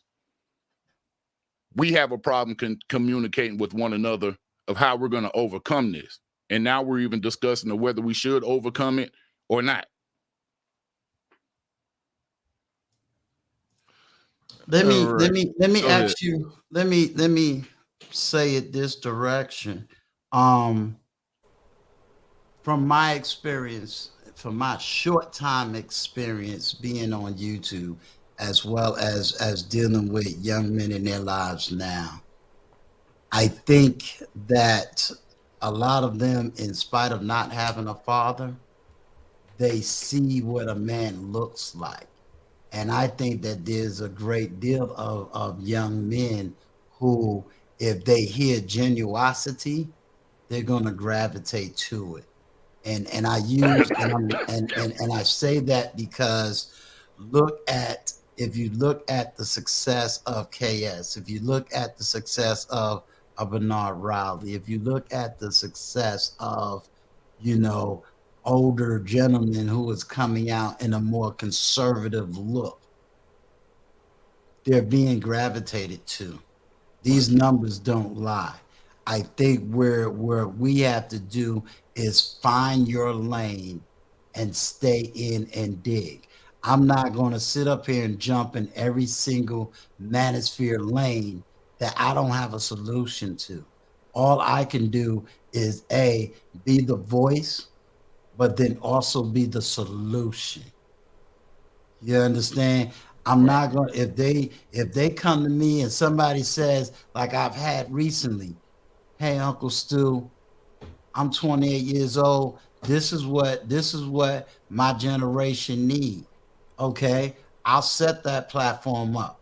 I'll get a bunch of 50-year-olds and some professionals and get a bunch of y'all 20-year-olds and listen to what you got to say. And then we're going to do a plan of action. I might have 100 people that's listening, but I guarantee you at least 20% is going to pick up the ball and run. All they want to see is results. And see, all I'm about is results. So am I going to have de factos and people that ain't going to agree with every word I say? Absolutely. Who's going to agree with 100% of what anybody said? But if we're putting out the results, everything else goes to the wayside. But see, we've had that in any group, any organization. What we seeing on YouTube, I see on the street every day. You got certain groups that, yeah, they want to sit up there and they'll protect Adolfs on one side, and then you got the civil rights folks on the other side. Then you got this group on that side. We've always been grouped. But at the end of the day, what is the results?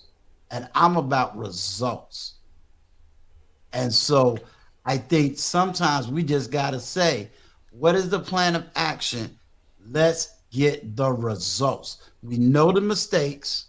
Let's admit our mistakes and let's do what we need to do and show them the results. Hey, Right, keep that real up, quick, real Bernard. quick. Keep that up, Okay, Bernard. well, no, actually, I'll leave it right there. Shout out to grown man business. I'll let you go ahead and address it. I'm not. I wasn't planning on bringing back the pay money to get OG off the panel today, but I appreciate, I appreciate it. But go ahead, OG. You can. And see, this is what I'm talking about. Some of these young guys are so into personalities that they get things all twisted. Now, Uncle Drew said he had a little pushback on TOP. This guy never came back and said anything that what he just said to me. The only thing he can say, when then he said, he don't know nothing about me and I don't cammed up many a time, son.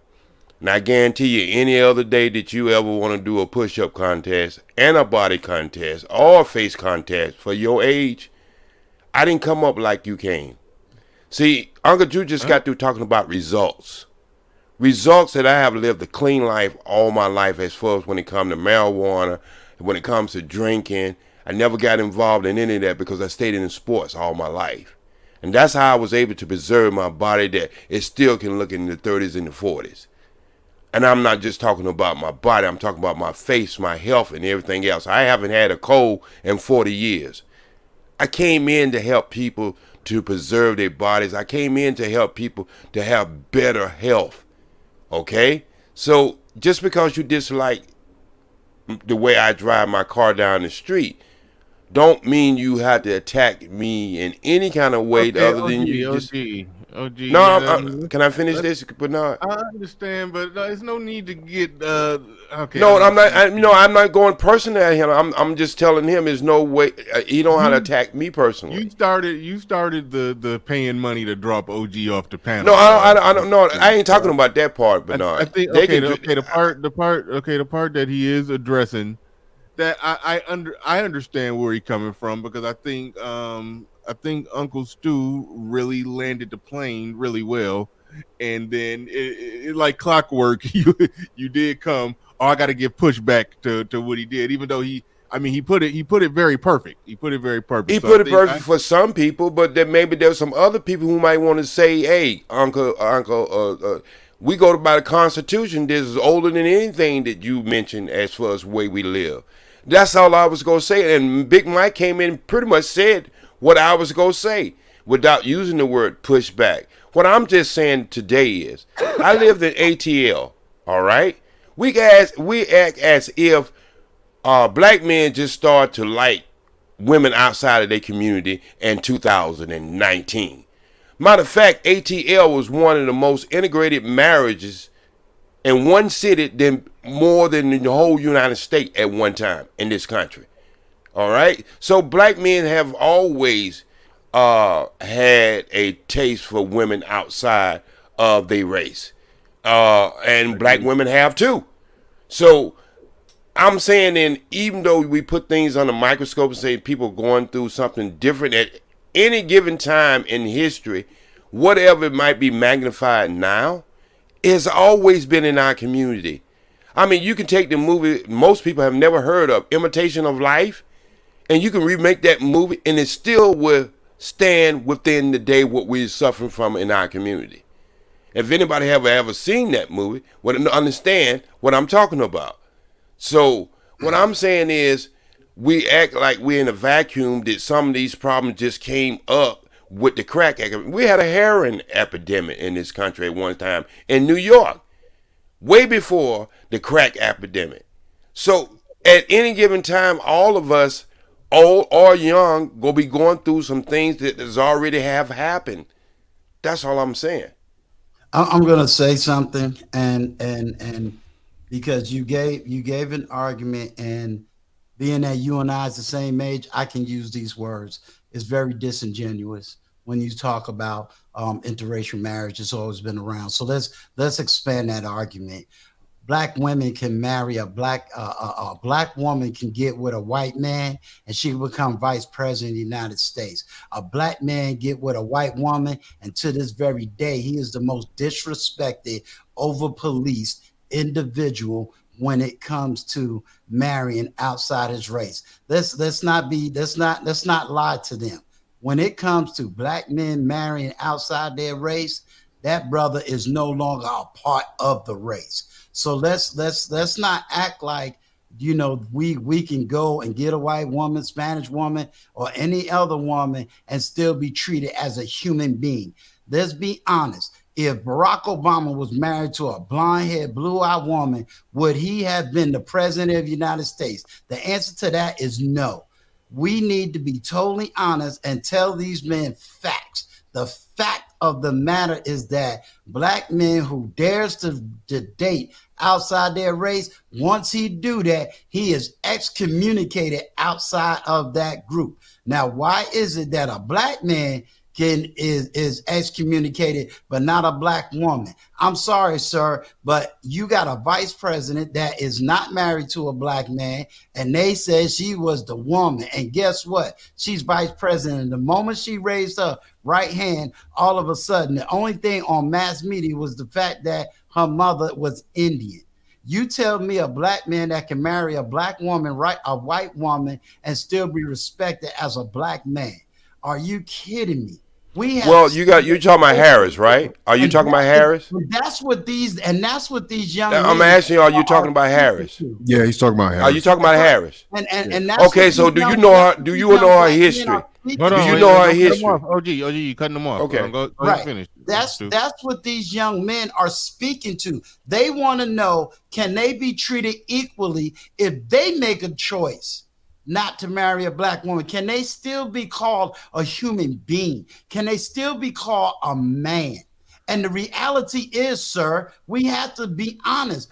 We are the most over-policed group of men in United States of America. And that's what they're speaking to. We're not sitting up here saying, you're saying heroin, and you're talking about crack, and you're talking about alcoholism. Sir, they're not talking about crack and alcoholism. They just want to know, can they be equal? We always scream about equality. Can they go to the same court and get equal treatment? No. Can they have equal rights to their children? No. That's what they're speaking to. They're not speaking to all this other ad hominems we keep giving them. What we have to do is man up and say, you know what? Listen, we're going to fight for the right of true equality. We have to admit, first wave feminism, second wave feminism. Cool. You want the right to work? No problem. You want equality in pay? No problem. But guess what? Once it went down to the third and fourth wave feminism, sir, you cannot sit here and bring up the Constitution, because we have taken the rights and the Constitution away from black men to be able to stand up. I am a freaking veteran of the United States Army. I am the one that fought for the Constitution. And I'm sick and tired of people telling me that black men have equal rights. No, they don't. Their rights has been taken from them, stripped from them, and made them butt naked in a country that they are paying taxes in.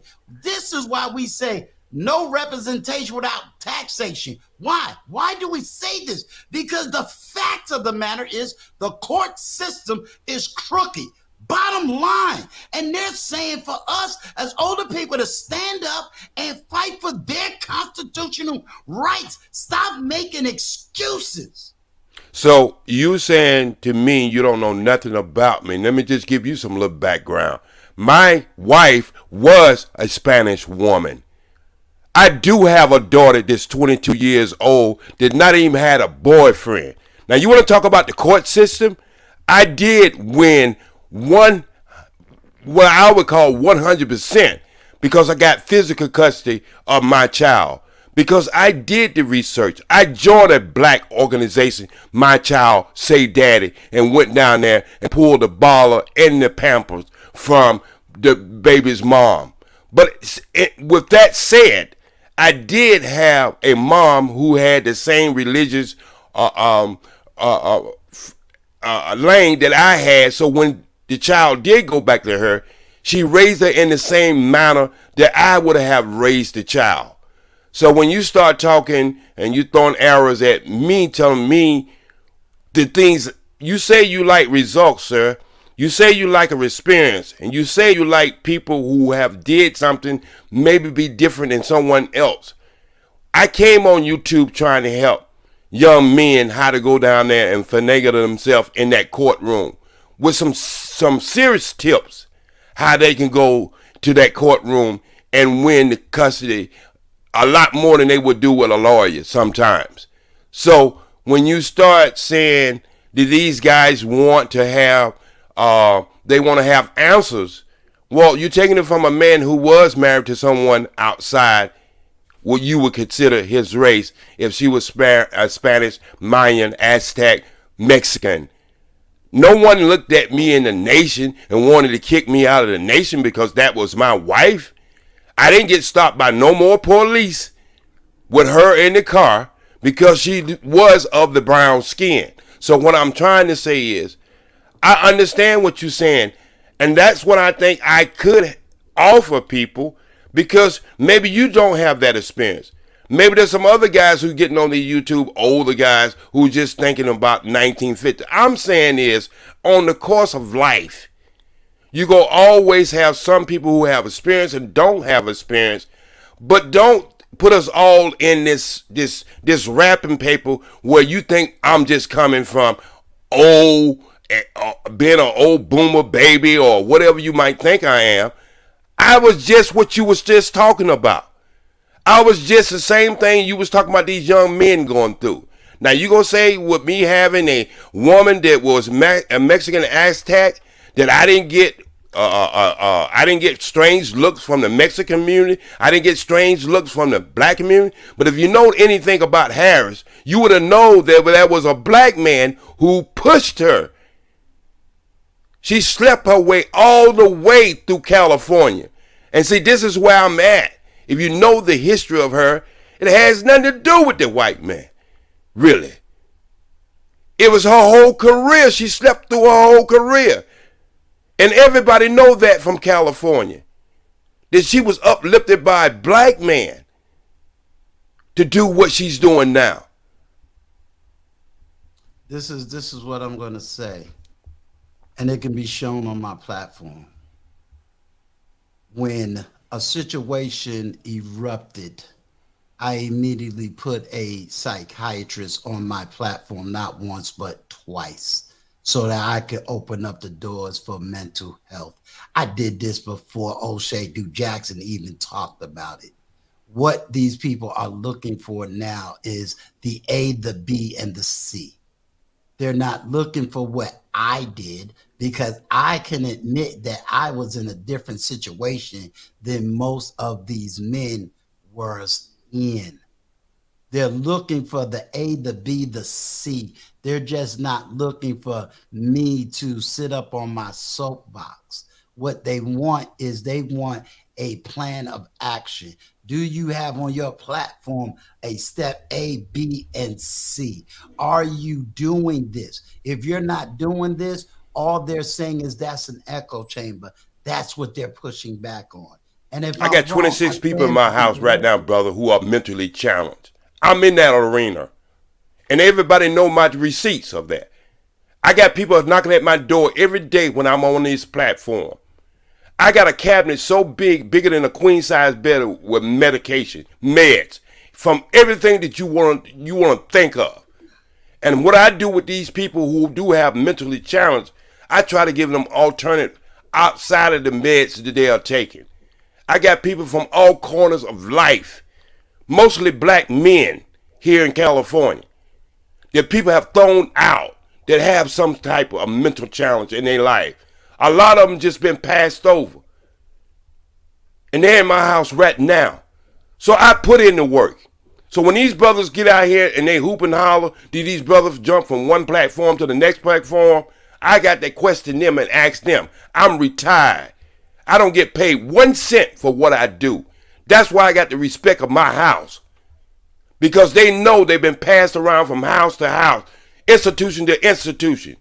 So when you start pointing arrows at me, I put the work in, my receipts, my picture. Brother down there, TOP, can tell you I have came live on my house, showing the people that I help.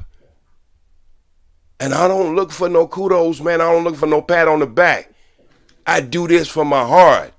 And yes, some brothers call me super save a hoe, super save a crackhead, super save this. But you know what? It ain't stopped me from doing what I do. Because when all this is said and done, this ain't nothing but media right here. After we click it off, let's see where the work start. And that's where my work start. Not so much of bringing people on my platform. I tell people not even go to my channel, not even subscribe.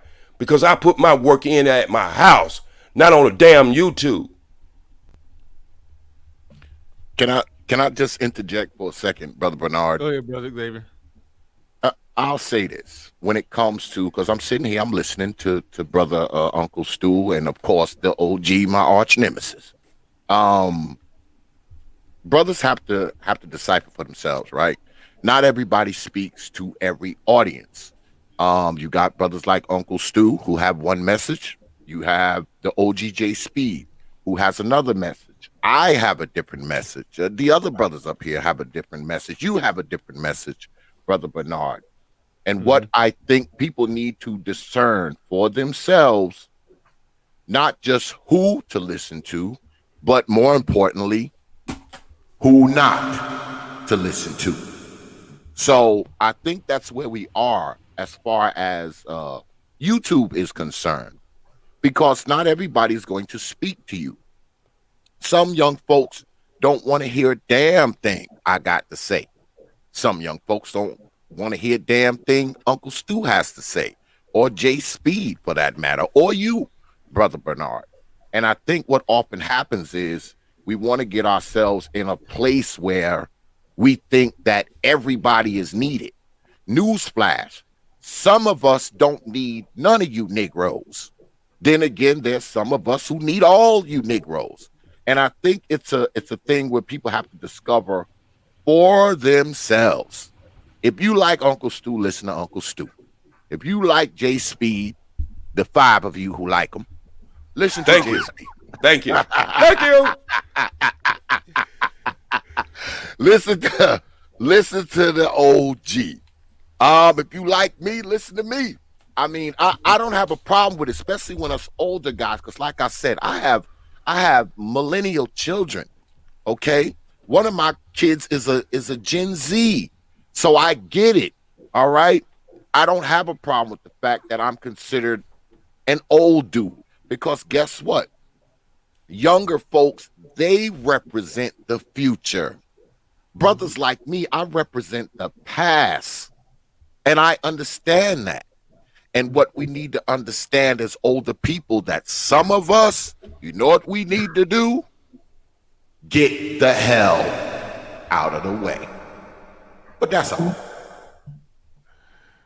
All right, we are getting near the end. We're going to get some final words from people. We are getting towards the end of this thing. So, but shout out to everybody who's been supporting the stream. Young Dolph. Okay, a lot of people was coming with the ad. Try to add that to the Get OG Off the Panel stream. Shout out to Young Dolph, Mike and Vince Perkins. A little more for the Drop OG fund. And if I didn't set the price in advance, we not doing the Drop OG thing. But shout out to Leo Anthony in the building. Do appreciate Leo Anthony. Says black men can't have any preferences outside of a dark skinned black woman in peace without women finding some reason to complain about black men preference. Shout out to Leo Anthony. Shout out to Leo Anthony. Also, shout out to who else we got in here? We got Victor Kane in the building. Says great content. Thank you. I appreciate that. Dane C in the building says VP Kamala Harris is mixed race, not even biracial. But for so long, black people, we've always, basically went with the rule. I used to go with it too, and I still do to some degree. But we basically go with, if you look black, we call you black. If you look blackish, we call you black. That's how we've been doing it. So that's how she got her black card. Is what right. People for real. It's true. It's true. People saying she's black, she's a black woman. Don't forget she went to an HBCU now.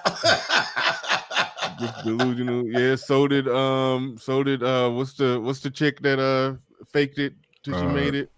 The NAACP. Yeah, the NAACP. The chick that was a hit. Rachel Dolezal. Rachel did. So did Rachel Dolezal. I think she went to an HBCU as well. The same one. Yeah, exactly. So okay. So desperation to say a black woman is vice president. Yeah, and yeah.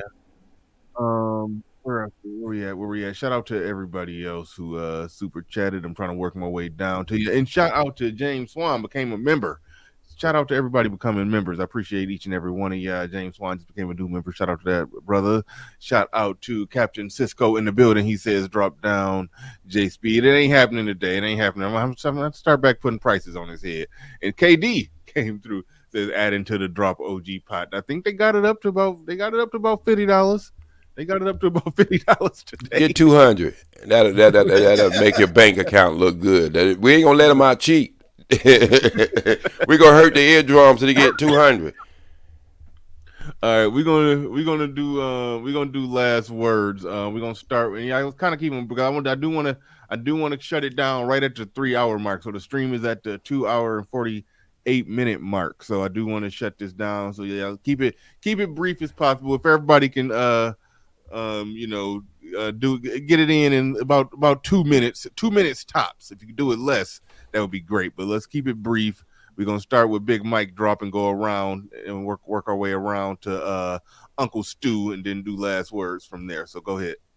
Well, I appreciate you for having the conversation, Bernard. I appreciate you, gentlemen, for having the conversation as well. It went a lot different than it does when we're talking in mixed age groups. And maybe one day we can learn to communicate with one another. Maybe one day we can really learn to truly listen to one another, because we're not going to get anywhere until we do. We're not going to get anywhere until every meetup is just like the Manosphere meetup, where brothers was peace, brothers was sitting back listening to each other. I'll say this before I go. Be careful, not you guys, but just, gentlemen out there.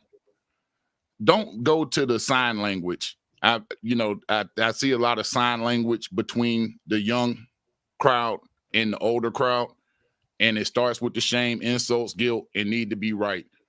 Also, they start filibustering sometimes. I mean, let's just open the airwaves. Let's communicate. We don't always have to agree, but we can respectfully disagree with one another. Every gentleman that's made it to a certain age has something to teach you if you're younger, even if it's what not to do. You can learn a lot from a dummy. You can learn from a bum on the street. Everybody doesn't have to be a Rhodes Scholar, PhD, to teach you something.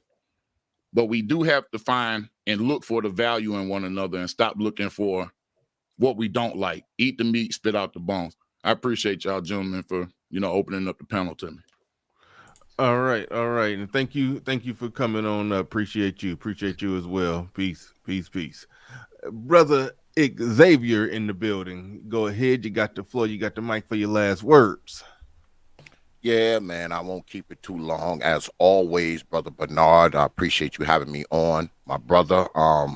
Shout out to Brother Stu and the brother to my right here and the OGJ Speed, my arch nemesis. Me and him argue like this on the phone, actually in real life. So I'm kind of used to his stuff. Yeah, hold on. I think I asked you this last time when I found out you be actually talking to OG on the phone. I just got one question. Yes. Why do you do that to yourself? What? Well, I like OG. I actually like the OG. I know people find that hard to believe that can happen, but I actually like the OG. I do. Now, I disagree with like 85% of the stuff he says, but that doesn't make me not like him just because I disagree with him. But yeah, man, I say again, man, thank you, man, and shout out to all the brothers. And once again, man, I wish y'all a glorious 2022 to come. And I'll just say this before I'm gone, man, because pretty much everybody in here, y'all know what X is about. Y'all know what my message is. Y'all know how I think about things. I have a lot of respect for you young brothers. Those of you young brothers who have been on my platform and around my platform, I treat you with respect, even if I disagree with you. And I know some of you disagree with me, but a lot of you young brothers, man, what you've done is you've shown me a lot of respect, and I appreciate it. I do. I know we don't always agree. I know I say a lot of things that you don't like, and guess what, young Negroes? I'm going to continue to do so, but I don't do it because I don't respect you. I do it because this is who I am, and I understand that life is a little different for you brothers than it was for me 30 years ago. I get it, and I respect it. And I appreciate the way you young fellas treat me, and I'll continue to respect you in 2022. That's all. But once again, peace, everybody. Peace, brothers. I will see y'all on the other side in 2022. Absolutely. I'm out. Peace. Fawcett Media in the building. You got the floor. You got the mic for your last words. Yes, sir. Thank you for having me, Bernard. I'm Fawcett Media. I cover entertainment news. A lot of y'all might not know me. I realize in the chat, but I've kind of been here the whole time. I've been hovering in the back. So, check me out. You know what I'm saying? Almost monetized. This is my second channel, of course. But anyway, this whole point of older versus younger, the conversation was going so good. I wanted to make sure that somehow I could work in the BGS versus Omawale issue, because that's a perfect example. I just feel like sometimes young guys you see an old guy and you think he's a punk, you think he's a chump, or you think you know more than he does. I would just say pause for a second, hear him out, and then make a decision. You know what I mean? Like I said, I'm right in the middle. I don't consider myself an OG, but I'm definitely not a YG. So I know there's something I can offer to the younger generation. So I just hope that we can be mutually respectful in this. And, you know, we've got the same ideas, trust and believe. A lot of these ideas you cling to have been here before. And so, but Bernard, thank you for having me. Uncle Stu, salute to you. Salute to you, sir. No. Thanks, Fawcett Media. Appreciate you. Man. Appreciate you. All right. And better late than never. I've been meaning to do this every stream, but I messed around and forgot. But moderators, Lil Big Nate, you don't need the moderators to do it. I don't know. Have y'all been dropping Lil Big Nate's the link to Lil Big Nate's new channel? I meant to say we're gonna do that basically every stream, no matter what, going forward. We just gonna keep dropping it to get his new channel off the ground, because as a lot of you should know by now, that Lil Big Nate lost his channel. YouTube finally came and got him. They've been at war with him from the beginning. So yeah, we definitely trying to get Lil Big Nate's channel back up and running. I forgot the last. Yeah, I believe I subscribed to him. Yeah.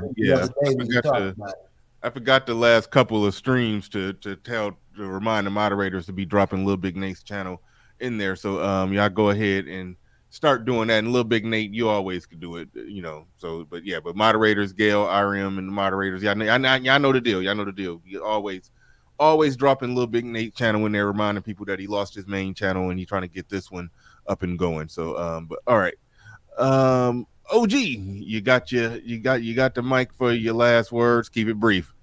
I'm gonna keep it brief. Hey, look. My lesson of my life is I see that big smile coming out of you. Look like Kool-Aid pack over there, brother. But anyway, my journey started off with Elijah Muhammad that got me to be who I am. Peace be upon his soul. And went from there to Malcolm X to Minister Louis Farrakhan. I see a lot of the things I talk about in work. I see it in action. I seen where we take drug dealers, crackheads, women that you would call whores, and turn them into decent people, even including myself, who was a male whore. Some people say that's not possible, but that's who I was. And so I'm never gonna be popular in this space. I already understand. You know, you got brothers in this space called Malcolm X or Sim. You know, so what? Yeah, you got brothers actually called Malcolm X a simp in this space. Man, come on, man. No, I'm being serious, but I'm not saying that for a joke. I did a whole video on it. What was their case that they made? What argument did they make? How did they determine that? Because he got married? Hey, man, how they determine it, I don't know, but I just How see you do a video on it and you don't know they are? Okay. Well, what I'm saying is when it comes to Ed, and I ain't want to mention his name. No. Okay, so that's why they want to get into it. That's why I ain't want to get into it. You're right. Okay. Give you final words. Okay, so let me just keep on pushing. So a lot of you guys, I'm not going to be popular with you, and I ain't trying to, because I put my work in once I turn my microphone off. So that's cool with me.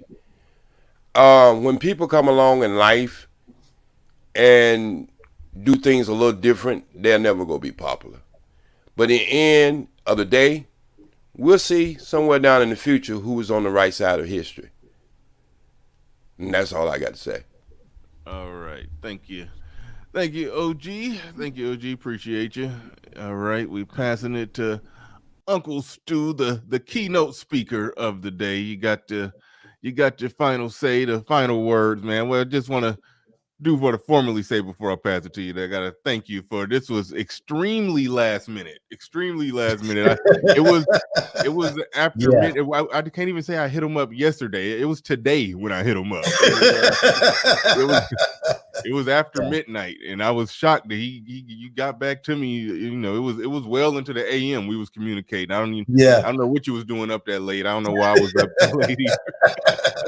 We was communicating well deep into the AM. It was like 3 a.m. We was exchanging some emails, putting this together. So I do thank you for coming up last minute and getting this done. Hopefully, well, I know the moderator's been dropping your link in there. Hopefully, going over there, subscribe to this brother, and definitely going to hopefully go over there and support his support what he's doing over there. He's definitely doing good work. But I just wanted to formally thank you before I pass it to you for your last words. Go ahead. Well, I really appreciate this time, and I hope we have this conversation again because I think it's definitely needed. I think the next time we should still have the same topic, but then come up with a plan of action, and really listen to what's going on, and let's say, okay, what's going to be the plan of action? How are we going to, do this?